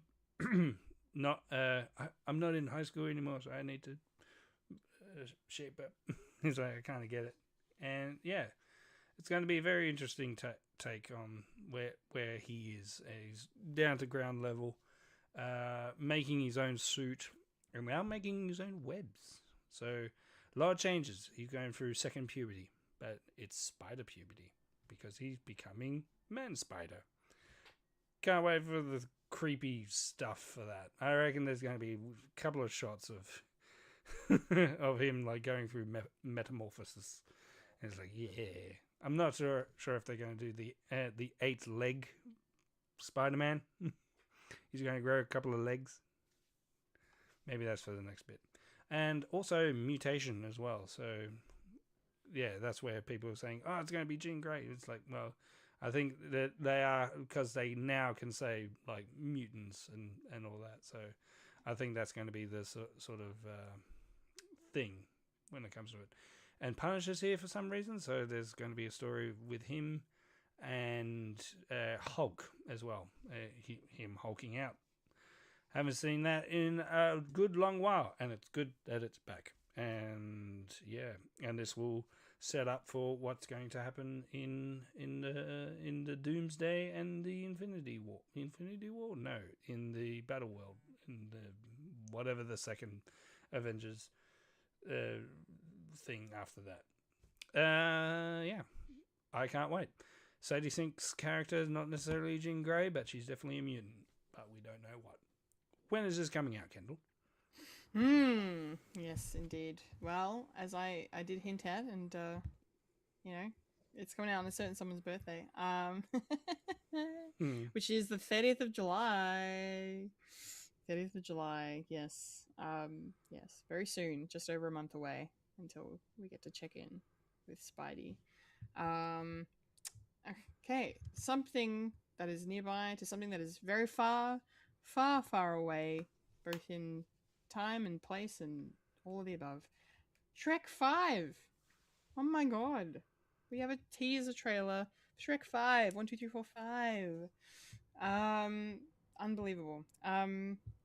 This looks fun. I laughed a lot watching this trailer. Mostly at Eddie Murphy doing donkey things as per usual. Doing Really. donkey things. Just doing just singing in the cell, like at the end was just Roxanne. Wasn't he? Didn't he sing "Baby Come Back" as well? Wasn't that the other Baby, song? come back. Yeah, he did. He sang that as well. Yeah, that was fun.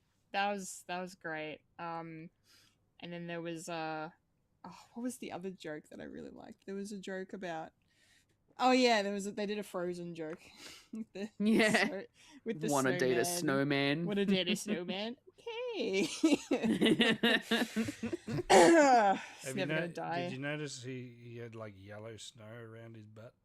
I didn't notice that, but thanks so much for putting that in my brain. Cool. It's right That's- there. It's not my fault. I guess I'll see it when I watch the movie. Yeah.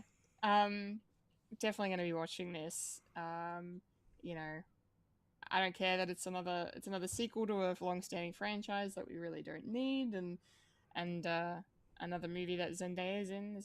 Zendaya has two out of the 3 movies covered in this trailer park. Good for her, I guess. But because she's playing one of the daughters, one of the kids of Shrek and Fiona, as What's was up, previously Aisha? announced. Are we all waiting for that joke? We're all waiting for that joke, right? What up, Aisha? Because her name's Aisha. Oh, is that the character's name? Yeah. Oh, okay, right. So Yeah. It's Felicia. what up, Aisha? No. Anyway, My bet is Donkey's going to say that. I look forward to another trailer, but we probably won't get one for a while because this movie's not coming out For another year. ages. Yeah. But I can't wait. This looks like this is a fun little tease, a fun little taste, and I've laughed my butt off. So I can't wait for Shrek 5. What about you, Fulya? What did you make of it? Yeah. What, did you have the cakes? All caked up. Get all caked up. Thanks, Gingy, for that one. Yeah, that was that. Talk about things I'll never get out of my brain. Oh my god. Yeah. So- Did not expect that to be in a DreamWorks movie or a Shrek movie for that matter. No. But it's there we now. are. Especially New age those lingo. the slutty looking gingerbread girls. Hey, we don't slut shame here. It Confectionery was the way they or were otherwise? iced, okay? It's the icing. Glazed. Anyway. They got glazed. They got glazed. Not saying with what. So yeah, Shrek 5. I don't know that I need this. Like the last number 1 is always going to be the best in the classic. Number 2 was a good runner-up. But then 3 and 4 was just a bit Hey, number 4, man. Number 4 is where it's at. Fucking fat Puss in Boots and fucking thank you, Daddy. I love you, Daddy. Do the roar. Get it right. That's it. That's all I need. I'm easy. I just need I love it. memes. Need I the just need memes. memes, man. That's what this movie is. Shrek is love, Shrek is life, okay? It's fine.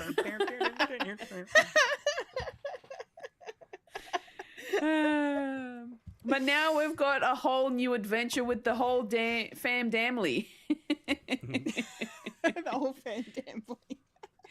So, Dolph Flamingo. it's interesting, and this is all because of Donkey. Donkey just wants to go on another damn adventure. Wants to get away from his wife and kids. It's like, let's get out of here. Let's go on a little trip. Dragons being needy.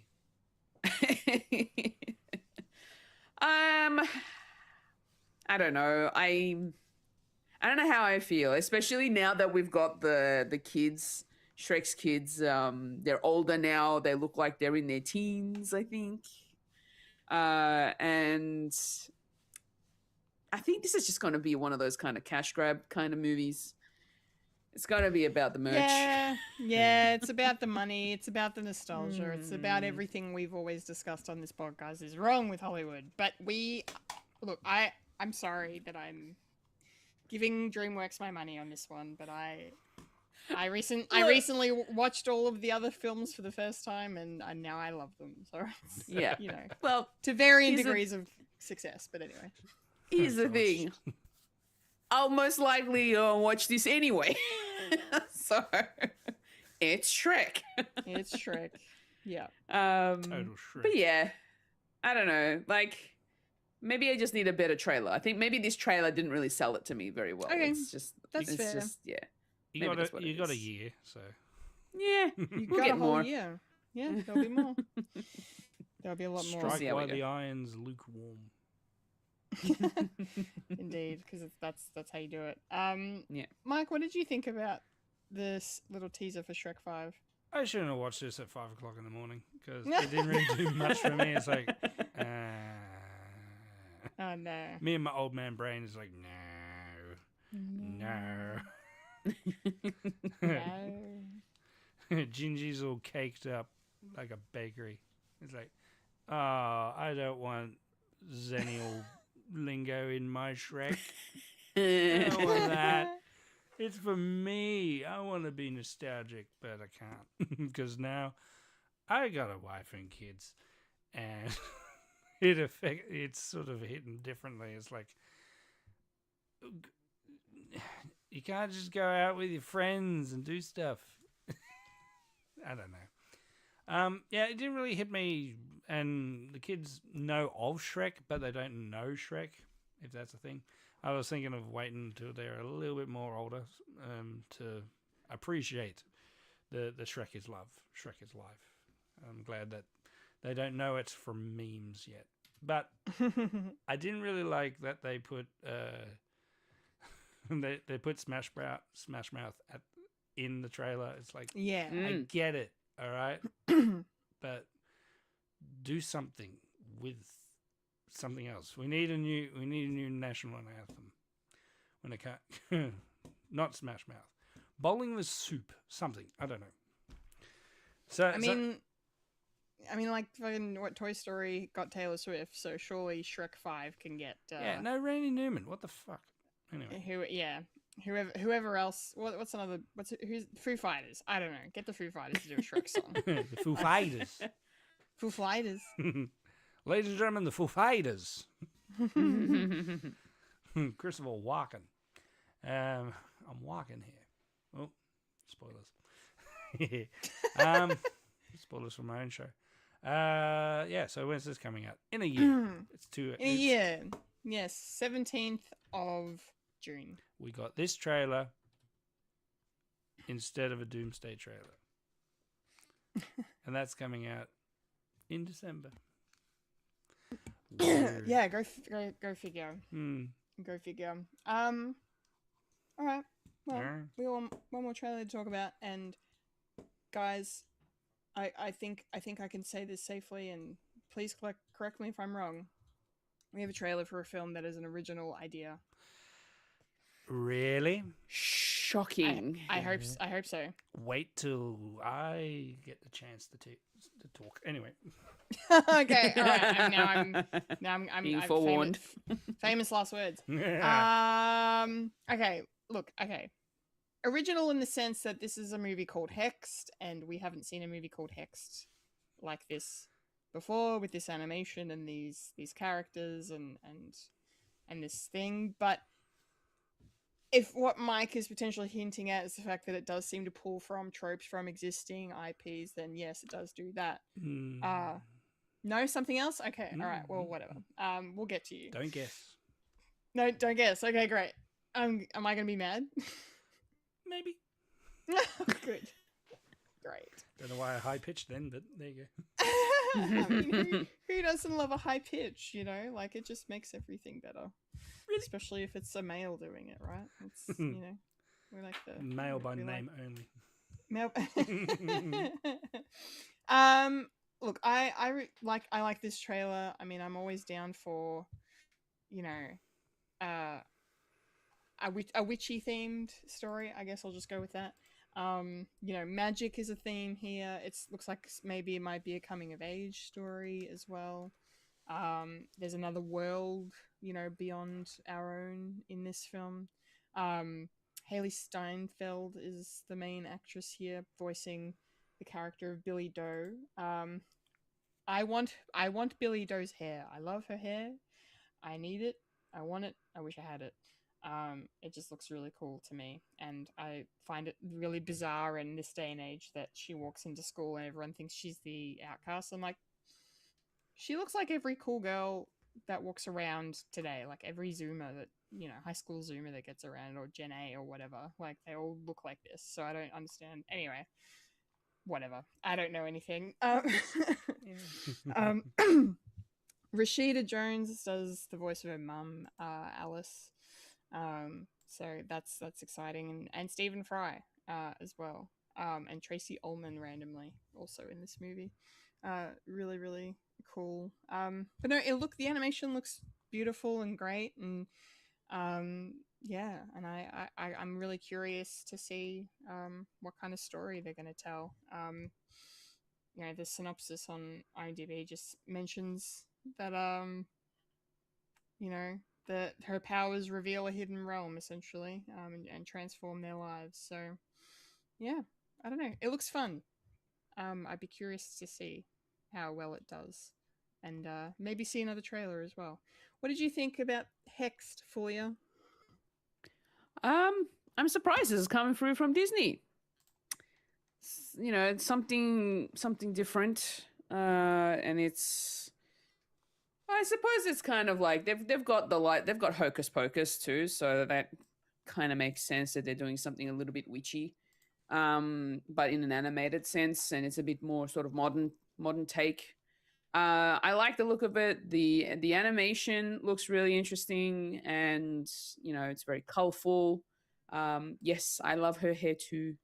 It's nice. I like the color. I like the color of her hair. It's really nice. But at the same time, I don't know. It's like it didn't grab my attention immediately. It sort of had to. It took me a little bit of getting into it. After watching the trailer, though, I don't know. I'm a bit lukewarm on it. Like it looks cool, but it's not really enticed me as much as I thought it would. But it is surprising to finally see something different coming from the Disney studios. Not the usual, like, let's keep trying to milk the cow of, you know, all the things that we already have. I don't know. We shall see. Maybe. I might leave this one for Disney Plus in the future when it comes to Disney Plus. Oh, so that's fair. Yeah. That's fair. Okay. Thank you, Fulya. And now I brace myself for Michael Lister to tell us his thoughts on Hexed and if I need to get sad about Hollywood again. What did you think of this, Mike? Shall I ruin everything for you? I mean, do it. It's good content. All right, here's the thing. Mm-hmm. This has the same beats sort of characterization as another Disney product called The Owl House. Oh. I think I've heard of seen that one. Well, if you want to watch it, probably watch it if you don't want to watch this movie. Or you can watch the movie and then watch Our House and see see how it's a complete rip-off. Which is kind of weird because it's a both Disney thing. The Owl House came out 2020. It's a TV series, no? yeah, it's a TV series. There's only 3 seasons. It came out in 2020, and it involves a young girl called Luz, who is sort of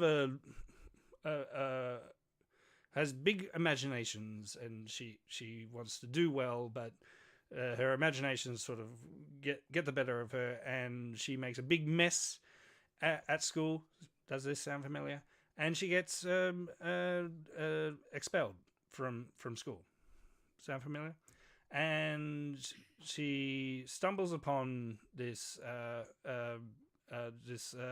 this magical world that's at the back of an abandoned house, and she discovers that there's actually magic here, and you can actually learn to use magic, and she learns to use magic.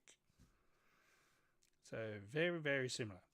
Now, what really, I mean, sure, Disney can repurpose their own stuff or anything like that, and it's like, oh, this is something new. It's like, no, not really. What really is a kick in the guts is I know the story behind why Owl House was eventually cancelled pretty much at the end of season 2. They just allowed the creator Dana Terrace to finish up her story within 3 episodes of season 3, where the first season was 19 episodes. Second season had 21 episodes, and the third season was just 3. So, and Disney said the reason why they're cancelling it because it didn't really have the demographic that they were going for, a cult or anything like that, and they just want to play it safe. It's like, no, it's got nothing.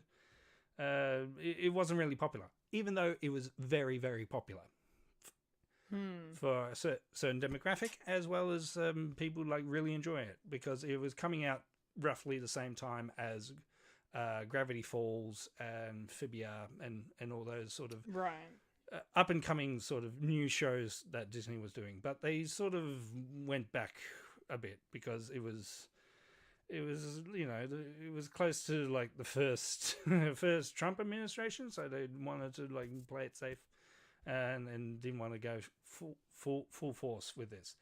And one of the biggest contentions is Luce was not, you're not necessarily having a romantic a male romantic like thing.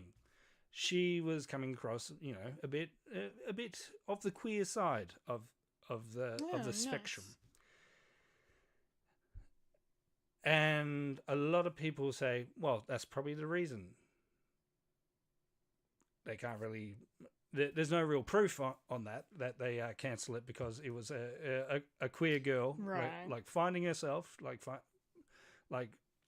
there's parallels with that of learning magic, and she actually had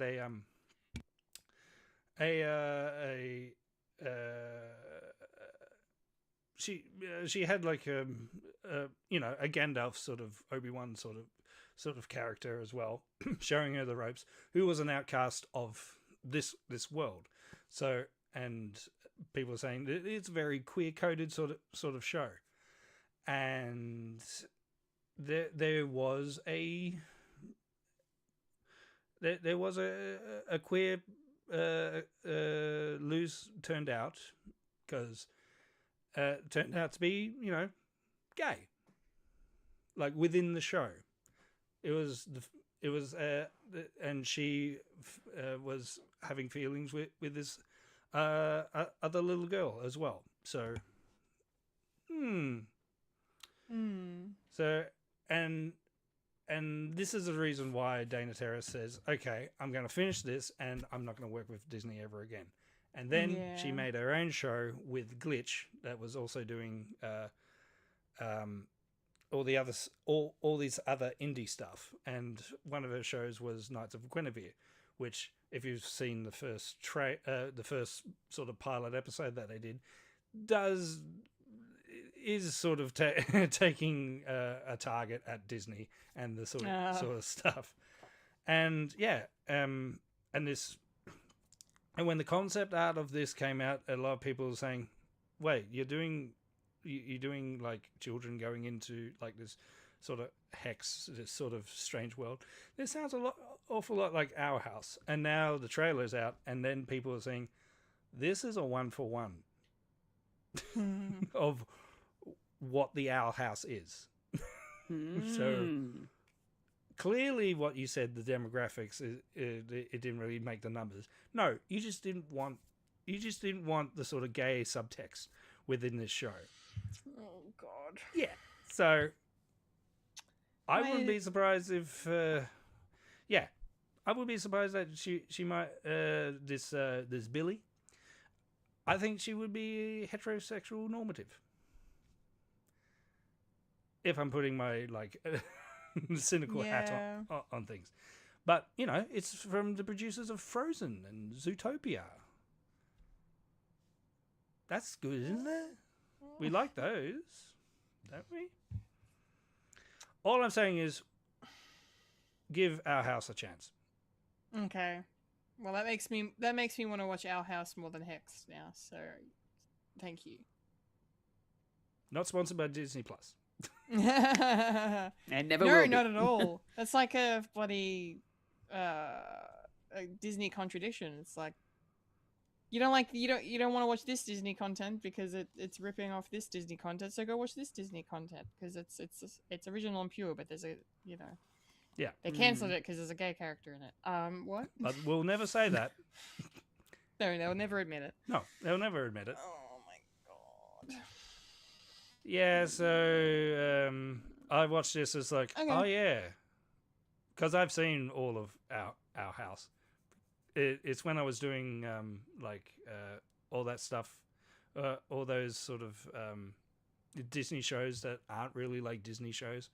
Like I did Gravity Falls. That's a real good watch. I would recommend that. It definitely got me into the sort of paranormal sort of X-Files / Twin Peaks sort of stuff. I really like that. And then I watched Our House because it was like hand in hand, sort of the same characters. Same coming up and like coming of age sort of stuff. I really like this, and read a lot about it. And then it's like, oh, okay. So this is why I got shit canned, is because of the gay subplot, and we can't have that in a show directed to kids. I mean, there's no such thing as a gay kid, is there? Anyway, so I feel icky. yeah, I mean, if you do like Hex of the what you saw, I would suggest watch Our House. Okay. Like instead, but we don't know about Hex. Maybe it's a hidden gem. We don't know. Yeah. But I will be watching this with in the mind of that in the background. Yeah. Yeah. Yeah. Well, hopefully Hex does, takes what Our House, started and kind of, takes it to another level sort of thing, like elevates it maybe, and I don't know, maybe it's a secret sequel, who knows? I highly doubt. I highly doubt it, I know. Me and my unwavering optimism sometimes. It's a parallel future. Ugh. I'm just sad that, this whole thing sounds very unfortunate. But yes, go watch Our House, and also go watch Hexed in cinemas. And Knights of Guinevere. And Knights of Guinevere, yes, go check that out. Same But creator. Yes, you said, you mentioned, yes. 26th of November if you want to watch Hexed in the cinemas. And The Owl House is on Disney Plus right now. So, there you go. It's a good watch. You I go. reckon you'll like it. Nice. Well, I do love witchy stuff, so. Yeah. That would be cool. Alright. It's time Oh, the yes. wibbly, the wobbly, Mm. the timey, the wimey. It's time for... Oh, I got something in my ear. Wibbly wobbly, timey wimey stuff. I know that voice. I know that guy. Popcorn culture talking hood edition. I know that guy. He's in every anniversary special. Every anniversary special so far. The most popular of the doctors. Yes. Okay. Easily. You're like all those bastards that you say, no, know it." Tom Baker's the best doctor. No, it's because he was in the role for 11 years. Yes. Yeah. Played it for a while. Doctor Who, we're here to talk some Doctor Who. And we are going to be discussing our thoughts on the very, very exciting 50th anniversary special, The Day of the Doctor. On the on the 63rd year anniversary. of Yes, Doctor on the 63rd year anniversary. Yes, we've done that very well, haven't we? It's fine. Don't worry about it. Yes, so overall thoughts to kick it off. This is my second time watching this. This is one of the infamous Lister's list of Doctor Who.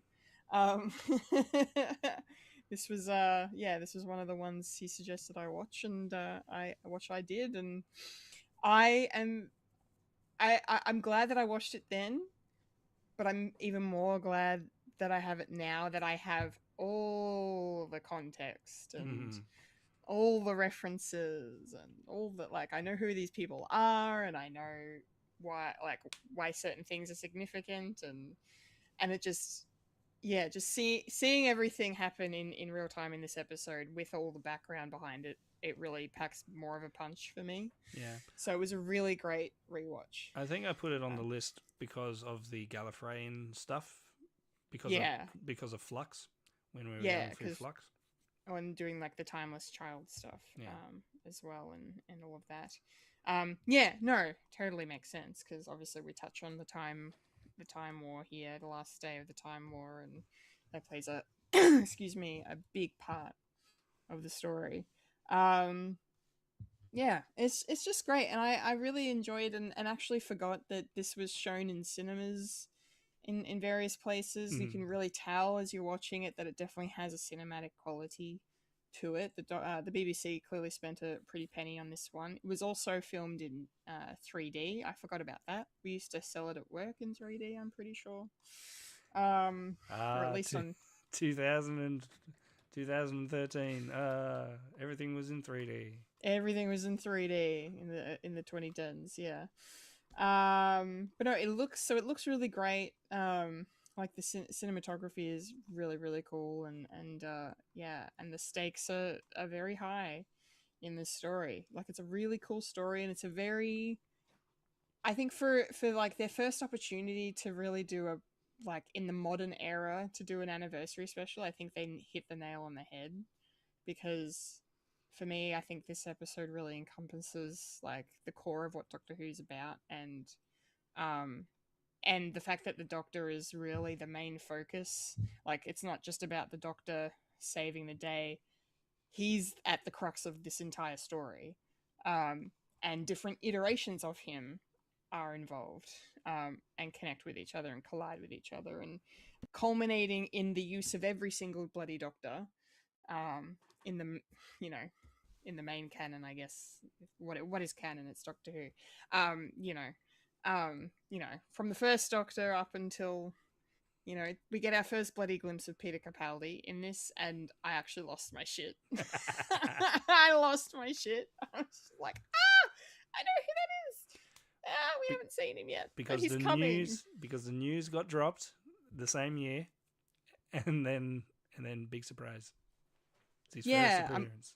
His first appearance. I guess, nobody knew he was coming in this special. So that was really cool, just to, have that moment at the end when the Time Lords are like, all 13. All 12 of them, no, all 13 of them. That was really cool. This was great. This was great. I mean, like, I guess the only sad thing is that, we don't really get to see even though it's not Rose Tyler, but obviously Billy Piper and David Tennant are here, but they don't interact with each other. In spirit. So it's yes, they're in the same place, but not in the same place, if that makes sense. But I liked the way she's used in this, and then obviously I love the way David Tennant's used. Of course, like his scenes with Matt Smith are just exceptional, from top to bottom. So the way they both bounce off each other, it's so clear that this is the same person, but just at a different point in their life. Like it's kind of like if you're looking back on your past self and going, "Why am I wearing sand shoes? Like I did this, I wore this. Like what am I doing?" Like it's quite funny in that way. And then yes, my favorite, Kate Lethbridge Stewart, is also here. So cool. I love her. And she gets to have a bit of fun getting to play a Zygon, as well. So that's really cool. Yeah, and John Hurt's the War Doctor. I miss John Hurt. He's one of the greats. And yeah, what he brought to Doctor Who. This is like the only kind of time he really played the War Doctor, I'm guessing, Mike. On screen, yeah. On screen? I can't remember. I'll get back to you. I think he may have done like one or two things with Big Finish. Okay. But I'll learn that systematically. Let us know later. But no, he's really good, and his kind of the dilemma he carries throughout the entire thing of, like he was created for this purpose. Like the reason he exists as this warrior doctor, like, was so he could do the things that the Doctor shouldn't or couldn't do, and he does those things. But then we have to go back and see him dealing with that and how he plays that out, and then the way he goes on a journey from I want to destroy everything because Gallifrey's fucked, and I have to get rid of this because it's going to kill everyone. And that means killing billions and billions of people, and something he has to live with. But then that journey he goes through from that to the end where we find him is great, and I really loved the way John Hurt portrayed that. So yeah, there's just so much to really love about this, so I look forward to discussing. But the answer to the question, yes. He did finish. He did quite a few up until his death. Yes. So okay. there was like a string of ones that were released posthumously after. Oh wow. Yeah. Okay. Because he died. What was it? 2017. Mm-hmm. Yeah. So nice. That's good to know. Thank you. I'm glad he kept going with it. All right, Fulya, your overall thoughts on the Day of the Doctor? Yeah, the Day of the Doctor was fun. Good rewatch. Good way for me to remember what happened. I loved the interactions between Matt Smith and David Tennant. Those interactions were actually really great fun. The one thing that I was kind of stuck on was and it wasn't a bad thing, it was just more of it seemed quite such a gloomy thing to be, for the doctors to really be stuck on, especially the War Doctor, about the counting of the children. Like, the fact that he wanted to find out how many children there were. It's like, did you ever count the children? To the doctors. And just the moment they heard that question, you could see it immediately in their face. And Matt Smith and David Tennant did such a great job with putting like that facial expression to the fact that they didn't want to answer that question because they did count. And it was I just have to say I agree with you. I loved that scene, and like Matt Smith being like, you can see how dismissive he's being because he doesn't want to face it, and then the 10th Doctor's just like, he just gives you the number, but you can tell exactly what you just said, that he doesn't want to like, he's ashamed to admit that he knows the number, but he's like, I feel the guilt and I carry it with me every day, of course. But I've moved on. Yeah. for sure. Yeah. It's good writing. And the fact that the 10th Doctor was like, how can you have forgotten the number? He's like, I haven't. I've just moved on. yeah, exactly. Yeah. So that was quite harrowing in a way, just to sort of find out in that scene. But overall, it was really, really cool. And then the Zygons being the big threat, which then didn't end up being a big threat. It's just like this sort of like, Garnish. they start off being the antagonist, but then, hey, let's just come to a mutual agreement kind of a deal. And it's like, all right, fine, whatever.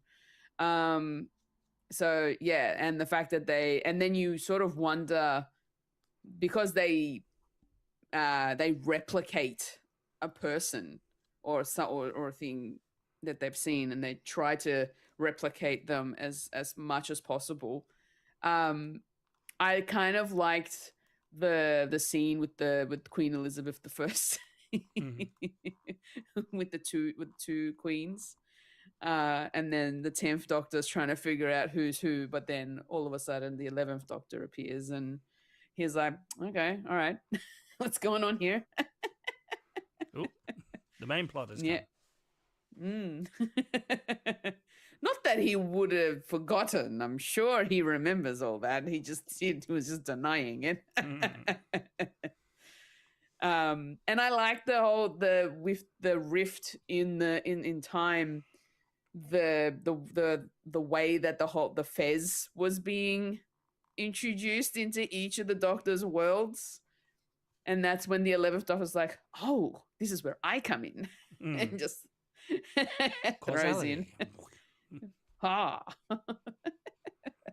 So yeah, this was fun, but it was also like one of those kind of episodes where you have to deal with the 10th and the 11th Doctor's past through the War Doctor's present, I guess. Seeing his future. Yeah, and him coming to the future and finding out what his future entails if he does go ahead with it, because at that moment he hadn't done it yet. Which was surprising to find out that that Clara figured that out by the end of it. So yeah, good episode, very good episode. Yeah, 100%. Mike, I'm sure this episode probably means a lot to you in a lot of ways, given the way it kind of bridges classic Who and new Who. And we get to see not only glimpses of like archival footage of the classic Doctors, but Tom Baker makes an appearance in this episode and has a really lovely scene with Matt Smith. It's one of the highlights of the entire thing. What's your feeling on rewatching this like 10 plus years later, and does it still kind of give you those same feels it did back in the day? 13 years. Yeah. Well, to go through my history, I when this came out, it was back on ABC at 5 o'clock in the morning, roughly.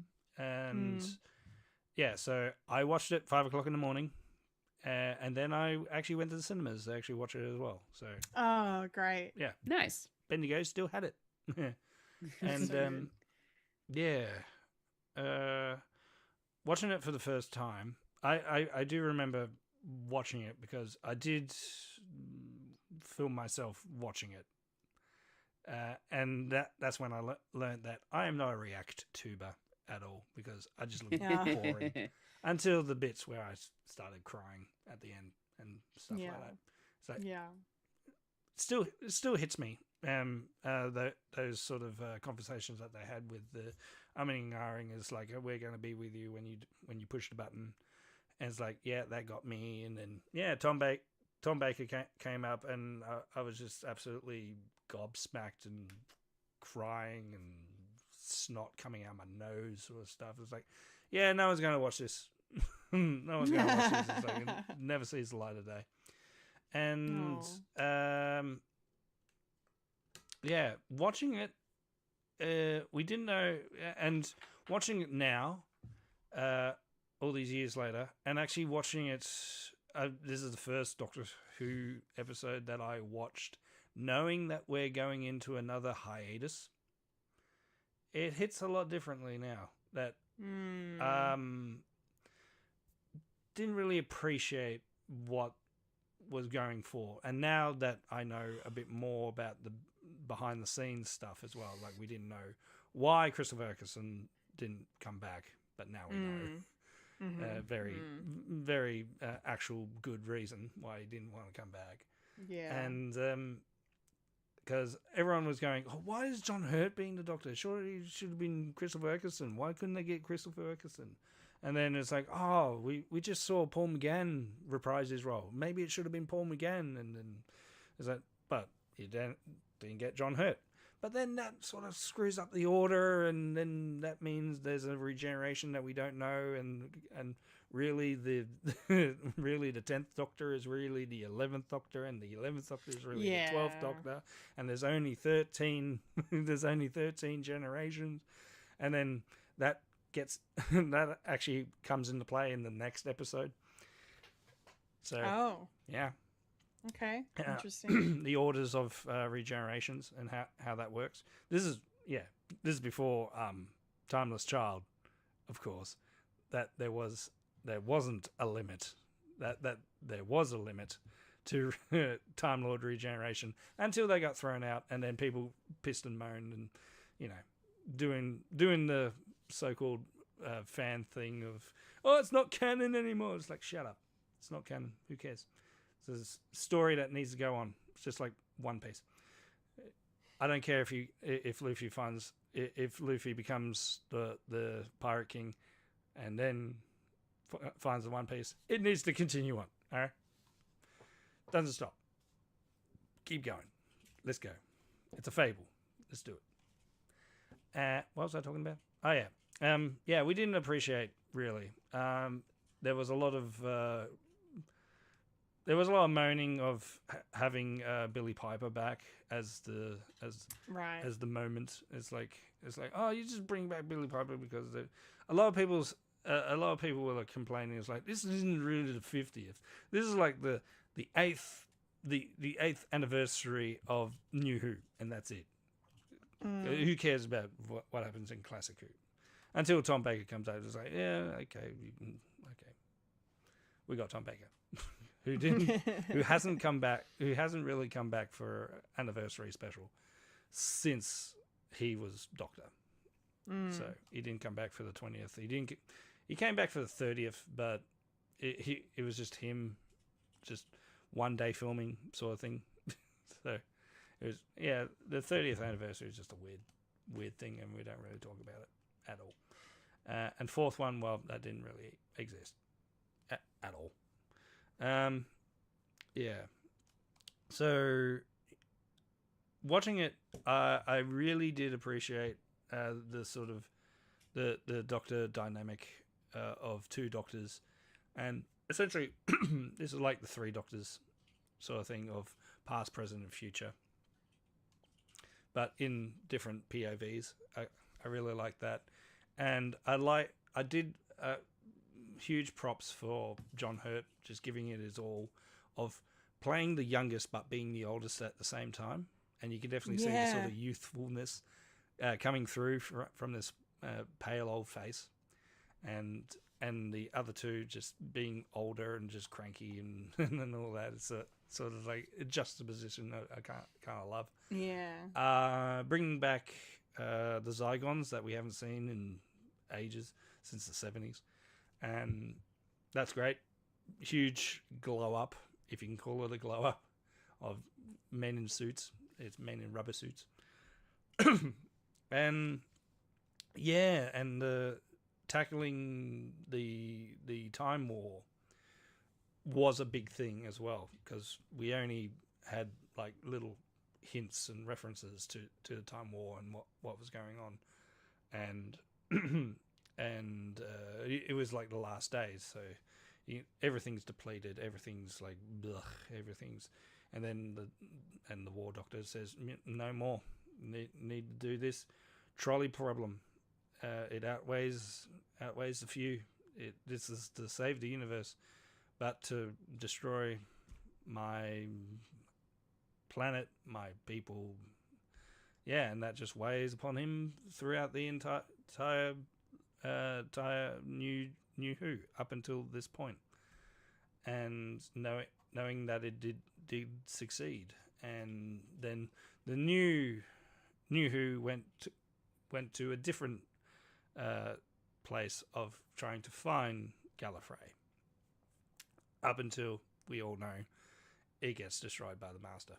Spoilers, but flux and all that. Yeah, so I definitely do appreciate it a bit more, knowing that there's going to be no more Doctor Who in the far future. And yeah, and I'm just watching it now. It's like I didn't. I appreciated it back then, but I do sort of appreciate it now a lot more. Knowing now that this is maybe it, and then because essentially that's what happened last time with Doctor Who. We didn't know where it was going to go, but it still continued on, and maybe there's going to be more Big Finish audios, specials, documentaries, novels. It will continue on, but not necessarily as a TV show. Well, we don't know. Not to make it glum, but yeah. But it was like huge hype for this because how many TV shows reached a 50th anniversary and still on television without it being the news or anything like that, like a full-on narrative-driven show. So yeah, I liked it. I did. I really liked it.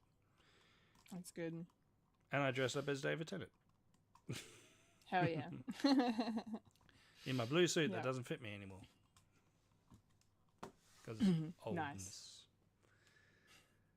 Yeah. Excellent. Okay. Yeah, well we've covered a lot of ground already, but just to kind of dive into some other stuff. I think one of the best aspects of this episode as well is sort of the framing of the story and the way time travel is used in this. Like the fact that we focus on all these different points in time, like, we start and end our story in the present day, but we're also going into the 1500s where the Zygons really kind of begin their attack. And then we also go to Gallifrey with the Time War that takes place in a different timeline, different time period. Not timeline, time period. And then just the way, that is kind of the framing of our story. I just thought was really, like, in a Doctor Who anniversary special, to have so much time travel, I think is just really, really cool. And then I always love, like, one of my favorite things about time travel stories is when they basically do a time capsule and, they plant something to be discovered hundreds of years later that will help our characters in the, in the present story. So, like, that, for example, that scene where, Matt Smith is carving in the code to the thing that's in the archive that Clara uses, and the fact that that's put in there from, so many hundreds of years ago. But I think, and this might be the best way that kind of plot device has ever been used, the fact that they are trying to figure out how to get out of the cell in the Tower of London, and they've got their 3 different sonic screwdrivers, and the fact that because they're all from different times, they can actually make it work so 400 years passes in 4 seconds. I just thought that was fantastic, and part of me was almost like, like I thought it was so funny that they just ruined that with the gag of like Clara just walking in like the door wasn't locked. Well, like, did you try the door? I was gonna say, who doesn't jiggle the knob first? Like that is pretty funny, and it's very the Doctor to kind of get so wrapped up in their own thought, Make it complicated. Make it complicated where it doesn't need to be, exactly. Yeah. And but I just thought that was, it was so funny, but then in the same time I was like, but that was a really cool time travel thing that they did, and they used it for a bit, like it was just that was just quite crazy.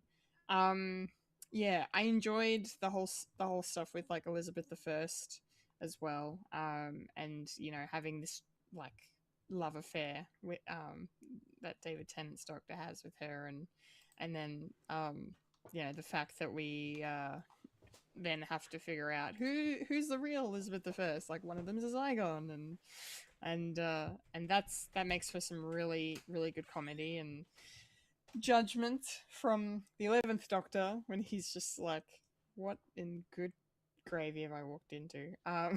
Yeah, pretty much. Yeah. What was the fact I? that they're married?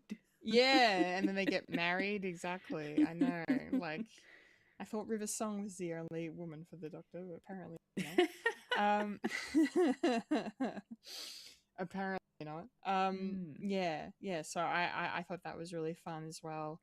And then the other really cool aspect of time travel in this story that I found really interesting, and I was going to ask Lister about it as well if it's ever been mentioned before in any of the other Doctor Who stuff, but the idea that we get in this episode that's introduced at the beginning about the paintings and the idea that they're not a static image.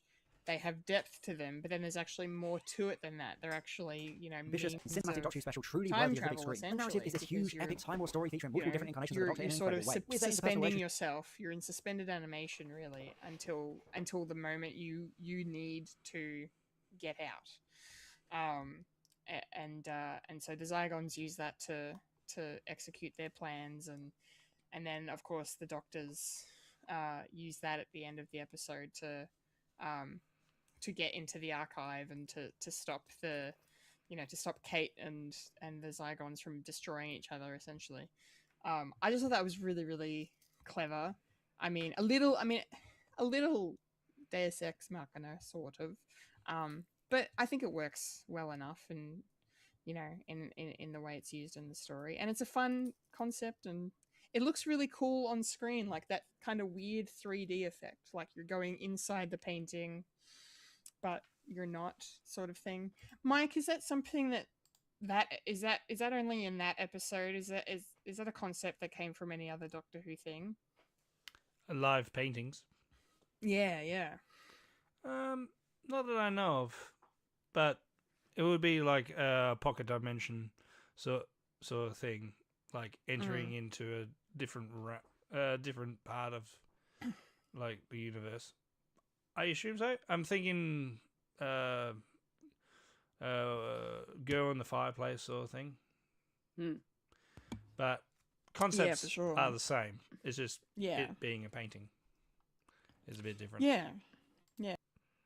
No, that makes a lot of sense. Just same concept, just the method of time travel being executed is a little different. Yeah, that works. Yeah. No, there's just lots to love about the time travel stuff in this episode. Fulya, do you have any comments on any of the ways that time travel was used here? Did you enjoy it? Did it all work for you? Yeah. Well, I kind of liked. I think I mentioned one before already with the Fez going through the time rift in the tear in the time. That was actually quite humorous to sort of see this Fez pop out of nowhere for the 10th Doctor. He's like, a Fez? He's like so confused. Same with the War Doctor. They're just both confused as to why there's a Fez. And then the idea of the 11th Doctor jumping in into the rift to then end up where the 10th Doctor is. but then throwing the fez back through, thinking it'll go back to Clara in the present day, but it doesn't. So they're like, then where did it go? Where does it go? Yeah. So I kind of like that little aspect of the time travel. That was kind of cool. I also, I think the concept of the painting was really cool, where they sort of save a moment in time in this painting. I like that it had this illusion of it being like from a distance looking front on. It's just this flat painting, but the closer you get to it and the different perspective you have on it, all of a sudden it becomes a 3D painting, and it looks like there's more depth to it, and you can. It's almost like if Clara didn't reach out her hand further than where she stopped, if she had gone further, I feel like you could have gone into it. Oh, there's glass. Kind of a. Well, yeah. Because remember, they have to break the glass to get out. No, that's true. That's true. But honestly, it didn't even look like there was any kind of glass there. So if for whatever reason, if you just kept extending your hand at it, it would have looked like you were just about to just go into the painting. No, unfortunately, you can't do that here, Michael. Oh, bother. So that was really cool. I like that little aspect of time travel and stuff. So yeah, I think those two were probably the ones that stood out to me the most, I think. Yeah. Excellent. Yes, I love that you love the Fez stuff. It is really funny.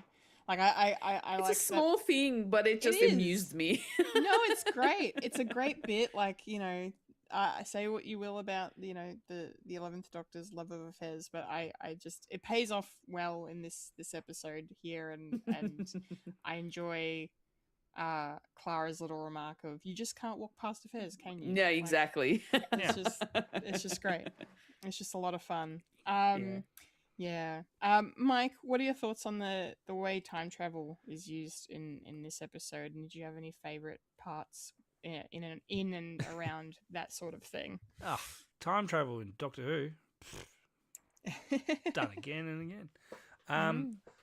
Going off the Fez, I did like the time travel of remembering stuff from back then.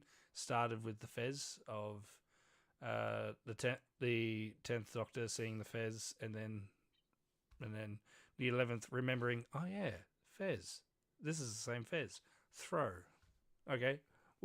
And just leaping into action, as it were. And then meeting yourself. It's like, oh, what's going on? And then throwing the Fez back, and it's like, oh, there's a three connection of this entire thing. Who's doing this? Oh yeah, the moment. I always enjoy that sort of forming the memory at that present time, because it all goes back to Stephen Moffat doing the first sort of Red Nose Day Doctor Who episode that he did, all the way back when, where you got the Doctor sort of trying to outdo the Master. It's like, I went back in time and bribed the architect to have this lever here, and the lever is like right there to pull that and trapdoor. It's like, well, I went further back in time and just trying to outdo one another.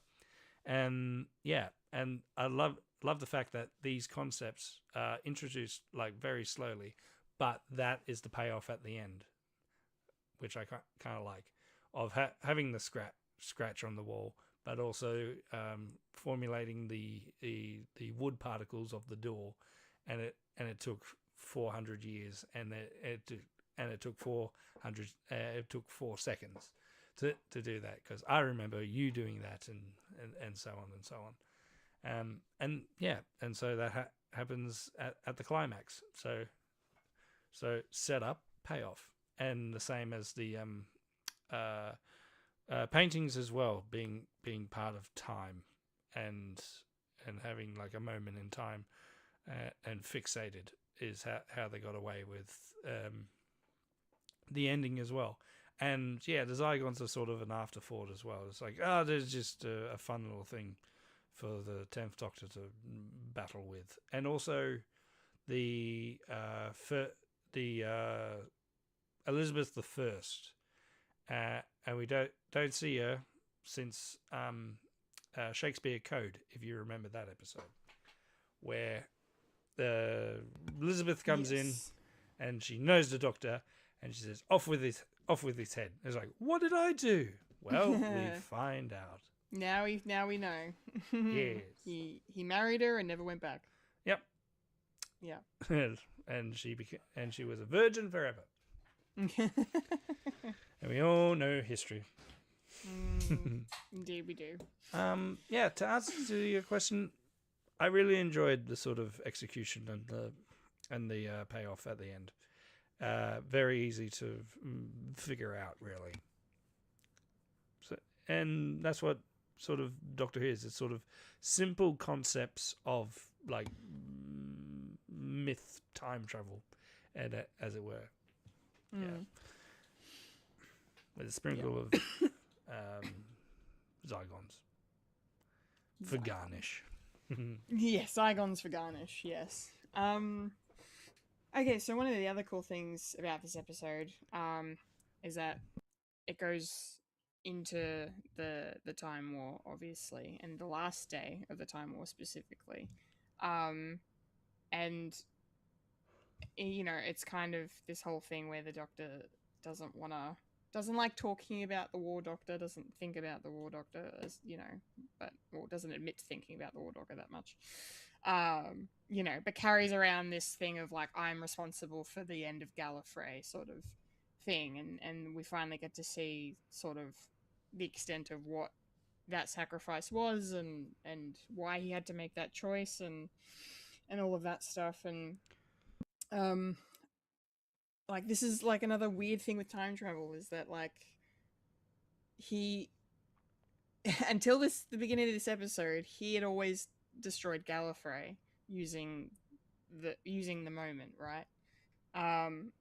But for some reason now that never happened, and he simply just made Gallifrey disappear, and leaving this sort of you know, mystery as to whether or not Gallifrey actually survived and is somewhere. But then at the end of the episode, of course, you know, when the lovely Tom Baker as the curator says to Matt Smith, like, it's, you know, you know, Gallifrey falls no more, like implying that Gallifrey is still out there. And, you know, it sounds like that might become a big part of the story going forward, I guess. But I just love how, like, you know, there's so many different ways to do time travel stories, and you know, sometimes there's that whole, like, you know, I forget what it's called, but, you know, something is like predetermined and you can't get out of it, sort of thing. Like it always was meant to happen this way, but this way this story is going, it really suggests to me that up until now it had always been one way, and now it's different. No, because of what's happened. And that's just, you know, if you think about it too much, you'll get a headache, I guess. No. It's very simple. I can tell you. Oh yes. It always was this. It's just the rest of the universe thought the Daleks and the Time Lords killed each other completely. See that? There you go. And because they say when they're about to leave, it's like, I'm not gonna remember this. It's like, no, we've created a paradox by meeting each other, so everything needs to snap back, and that's including memory. So the Doctor will be living with the guilt, even though he didn't do anything, but he won't know until he's the 11th Doctor at this present time, because he is the most recent Doctor. Yeah. And that's really sad to think about. That it's Greek tragedy. It is definitely a Greek tragedy. That's very true. Yeah, no, that makes more sense. I mean, like, you can read time travel the way that I was mentioning before, but that actually makes more sense of like, well, because you have that convenience, if you will, you can say, of the memory loss thing, because, and I mean, it makes sense. Like, you know, there has to be some kind of consequence for the three doctors being in the same place at the same time, dealing with the same mass event, you know, that is almost like a nexus event, really. You know, yeah, I guess that makes sense. It's sort of both for it to- predetermined as well as Yeah. random. Yeah, definitely. It's more fluid. Time is fluid. fluid. Time is fluid. It's not a straight line, it's a flat circle. I also really loved the whole thing about like two things, like the moment being not just being, you know, taking the form of the bad wolf version of Rose, but like more so just the idea that a weapon is so advanced and so dangerous that it developed a conscience that can judge you on whether or not you should be using this weapon, as sort of like a moral thing. I just think that's kind of nice. To have like this big powerful weapon, and for the weapon itself to turn around and look at you and go, are you really making the right call here? You know? And then having it, I mean, it's weird that it's like taking the form of the bad wolf, considering that has no significance to John Hurt's War Doctor, but we all know why she's there, because it's the anniversary and yada yada. And then the added bonus of people saying, well, if you got Billy Piper to do that, surely you can get all the other companions to do the same thing, and they just chop and change, and they have this. Yeah. Like they could have brought Donna back then, but of course we got her later, and Martha maybe as well, you know, and even classic companions as well. Yeah, with like Ace and Tegan and yes, and Leela and and I mean, Susan. you get to see all their photos on the wall, you know. They're seen in some form, but yeah, I agree. It would have been nice for you know, an older companion as well to kind of have an actual physical role. But no, the other really cool thing about this, you know, decision about whether or not the Doctor wants to sacrifice Gallifrey to save the universe, essentially, how that kind of then parallels the situation that Kate Stewart puts herself in the archive. When she makes the call to be like, I will destroy London. I will kill millions of innocent people to stop you from taking over the world. And the fact that this sounds familiar.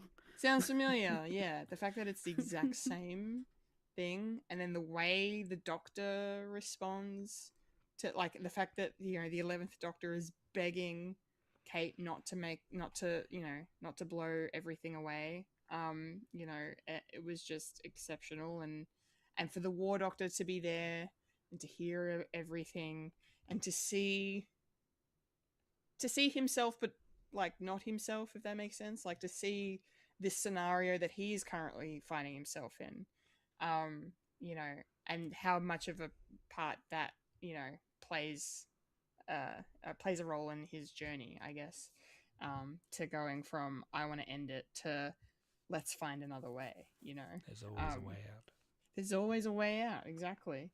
And it's also great too, because it kind of brings up that whole moral quandary of, you know, the trolley problem. Like, you know, do you save one to, save one to kill a million, or vice versa? You know, you're like, you have to make that kind of tough choice that means some people will die, but if it means the greater get to live, then it's the right decision. But then when you think about it, it's like, well, but is that worth killing people though? Should people die for, you know, things to, like, there has to be something better. And I kind of like that the Doctor is the one that kind of, you know, or the Doctors, you know, prevent London from being destroyed by stepping in and interfering, because like the Doctor is really the only person that could do that. And, you know, apart from, you know, the moments of Time Lord Victorious that we see over the course of the show, it's like, you know, when it comes down to it, the Doctor is someone who steps in and says, like you just said, Mike, there is always another way. So I just really liked how the show, this episode, was written, and how it used that to kind of develop the story and get us to the spectacular ending that we got. Yeah. So become Captain Kirk and cheat. Yeah. You could cheat the trolley problem, obviously. Yeah. Fulya, what did you think about all of that, the way like the Time War was used and the moment and these parallels that came up in the story?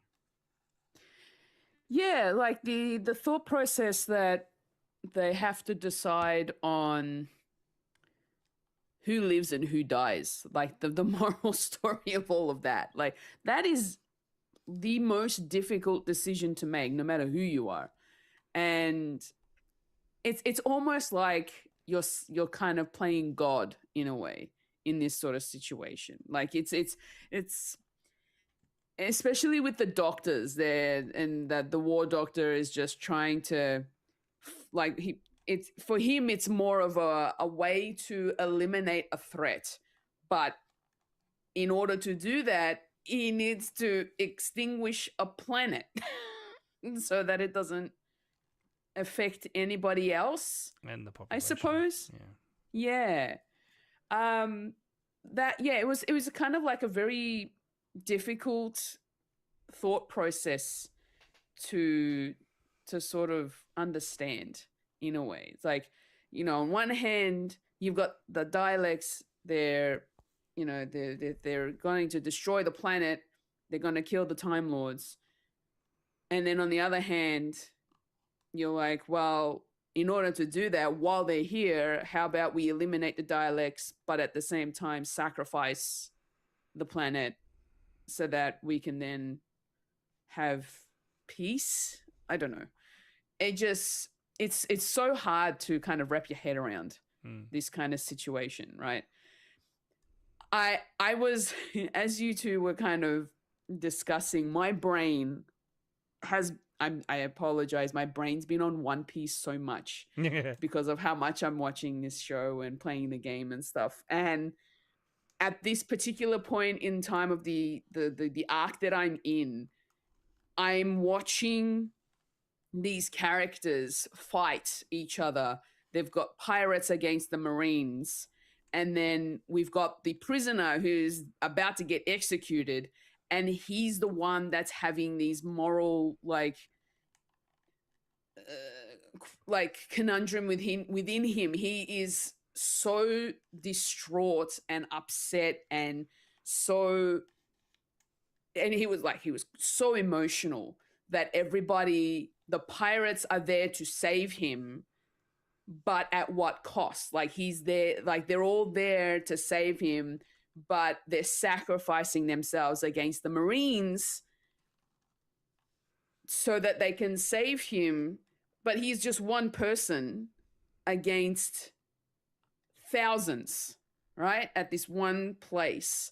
So the way that happens, that's happening now for me, and I'm watching that series, and then watching this episode with the whole thought process of which one do it, sort of like weighing the pros and the cons of what's going to be the best thing to do here. It was just, it's almost like it was kind of parallel to each other. It's like that same sort of thought process. And now I'm thinking, oh my gosh, like now my brain is, I wouldn't even know what to do. Like if it was me making that decision, I would not be able to. It's so difficult to even decide that kind of thing, Yeah. How do you do that? Because lives are at stake. Doesn't matter whether they're good or bad. Like I would still feel guilty no matter what happens. Like I could be doing something like, it's so hard. Yeah. Well, I guess that just made me think, like, because Paul McGann's Doctor,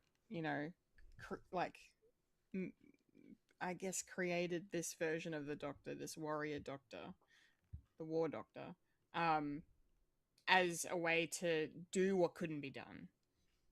But then I guess he didn't think about the consequence of that being like, oh no, this is still me. I'm still going to be doing these things, and I'm still going to be carrying these things around with me forever. Yeah, exactly. So it's fascinating that it's like, it's almost like, you know, I guess maybe in real life, you know, people that, you know, maybe military service people like do this thing where they have to just, you're doing your job and you just have to switch off. Like you have to have a separate, there has to be a separate person of Push like, the version emotions of you to the side. Yeah. to do these things. Yeah, Yeah. potentially. But then you come home and then everything comes back and you're like, oh fuck. Come back like, to it's, civilian what did I life. do? And how, yeah, like the, I guess he's called the war doctor for more reasons than one. But yeah, that's just. and he's been Yeah. fighting for so long. Yeah. Because at the end of that Paul McGann one, it's actually a younger That's right. John Hurt, so you can tell Yeah. that he's been this fight has been going on for centuries, So maybe yeah.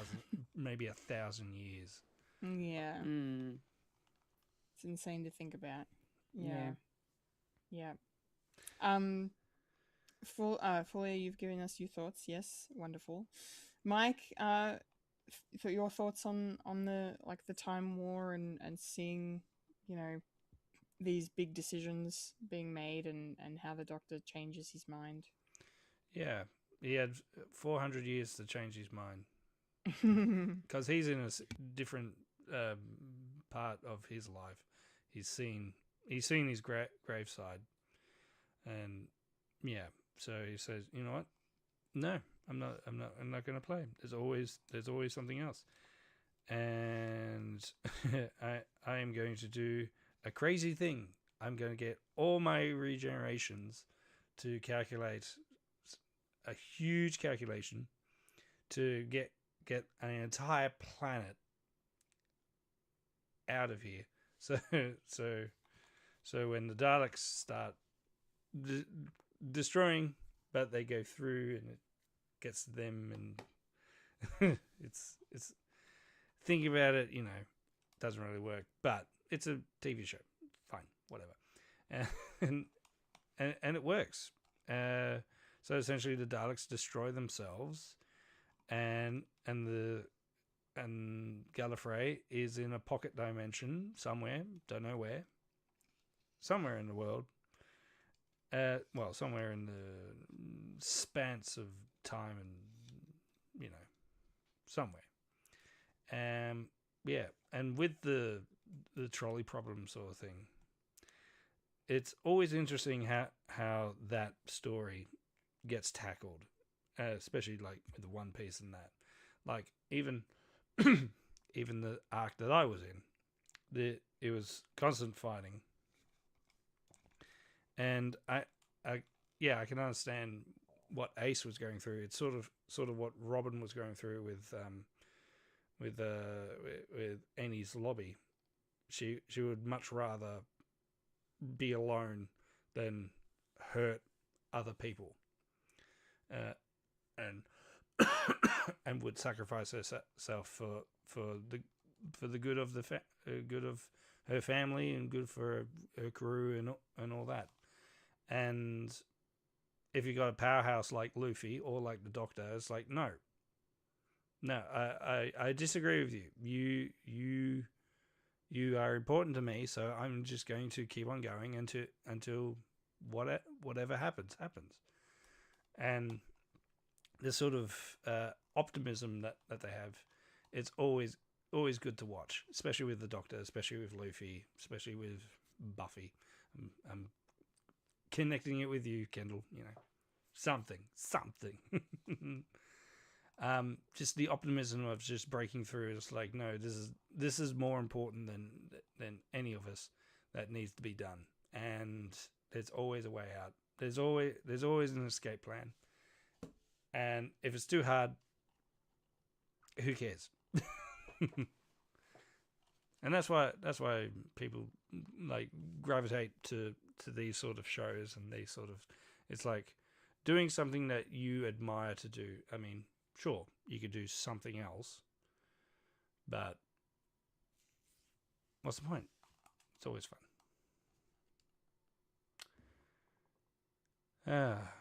Was that the question?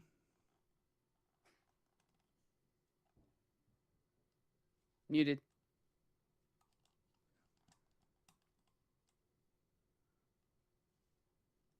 Are you? It stopped, mate. Yeah, look, it stopped on everyone's end. Something happened on your end, Kendall, for whatever reason, and it just decided to stop the recording completely. So let's just continue with the local.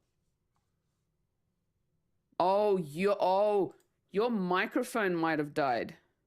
Something's happened because we can't hear you. Ah. That's probably why the recording stopped. Something happened on your end with the microphone. Because my recording's still going. Yeah. Oh, dear. Anyway, we can stop here. So I was going to say, Michael and I sound like we're both still recording our locals at least, but the Zencaster's decided to stop it there. So if you can get your microphone working so we can wrap this up and just get an Audacity file going. No. Not at all. Technical difficulties. Please stand by. I suppose the microphone had a hard out at 11 o'clock. Yeah. I have no idea.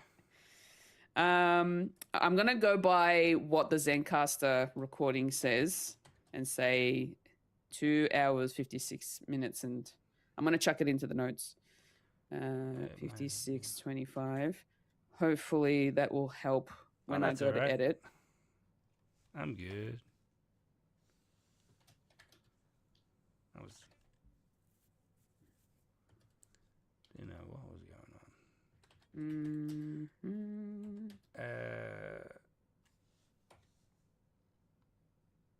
On Audacity? Okay. Yeah. We were like, what? 20, 23 seconds off, so that's fine.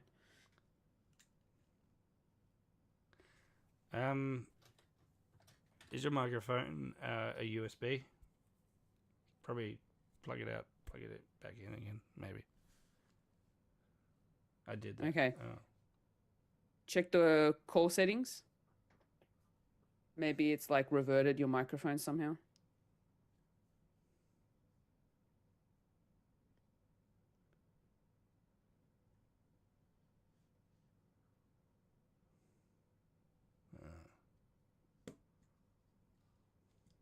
It's set to the Yeti. Okay.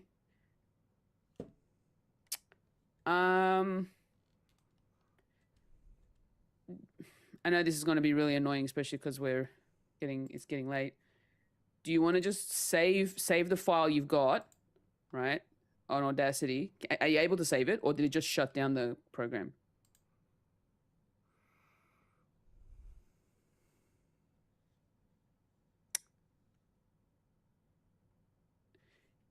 Share. I was going to say if Lee can help. No. Share in Discord because you can't do it here. And we'll figure it out.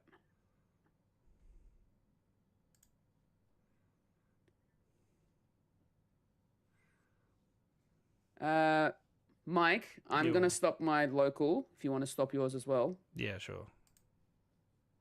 Stopping local. I'm just going to save this as part 1.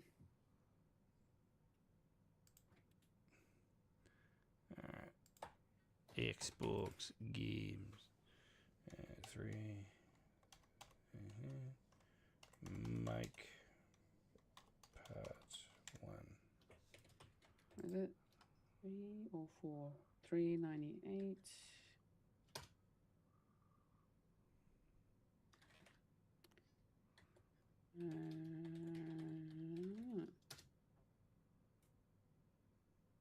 Boom. Save.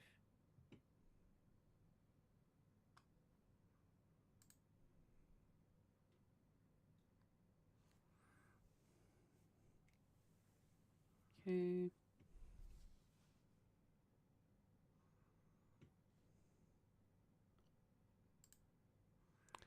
Okay.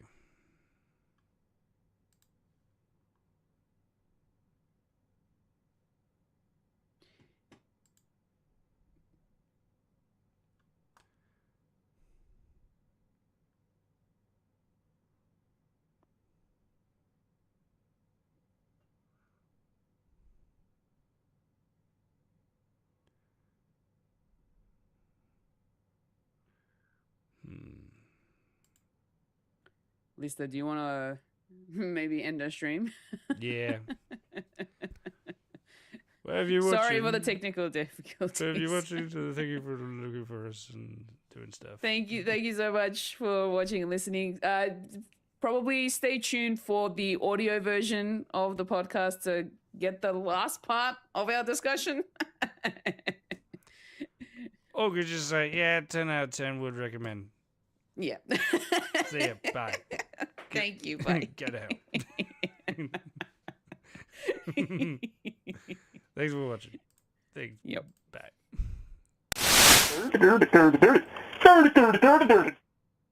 Okay.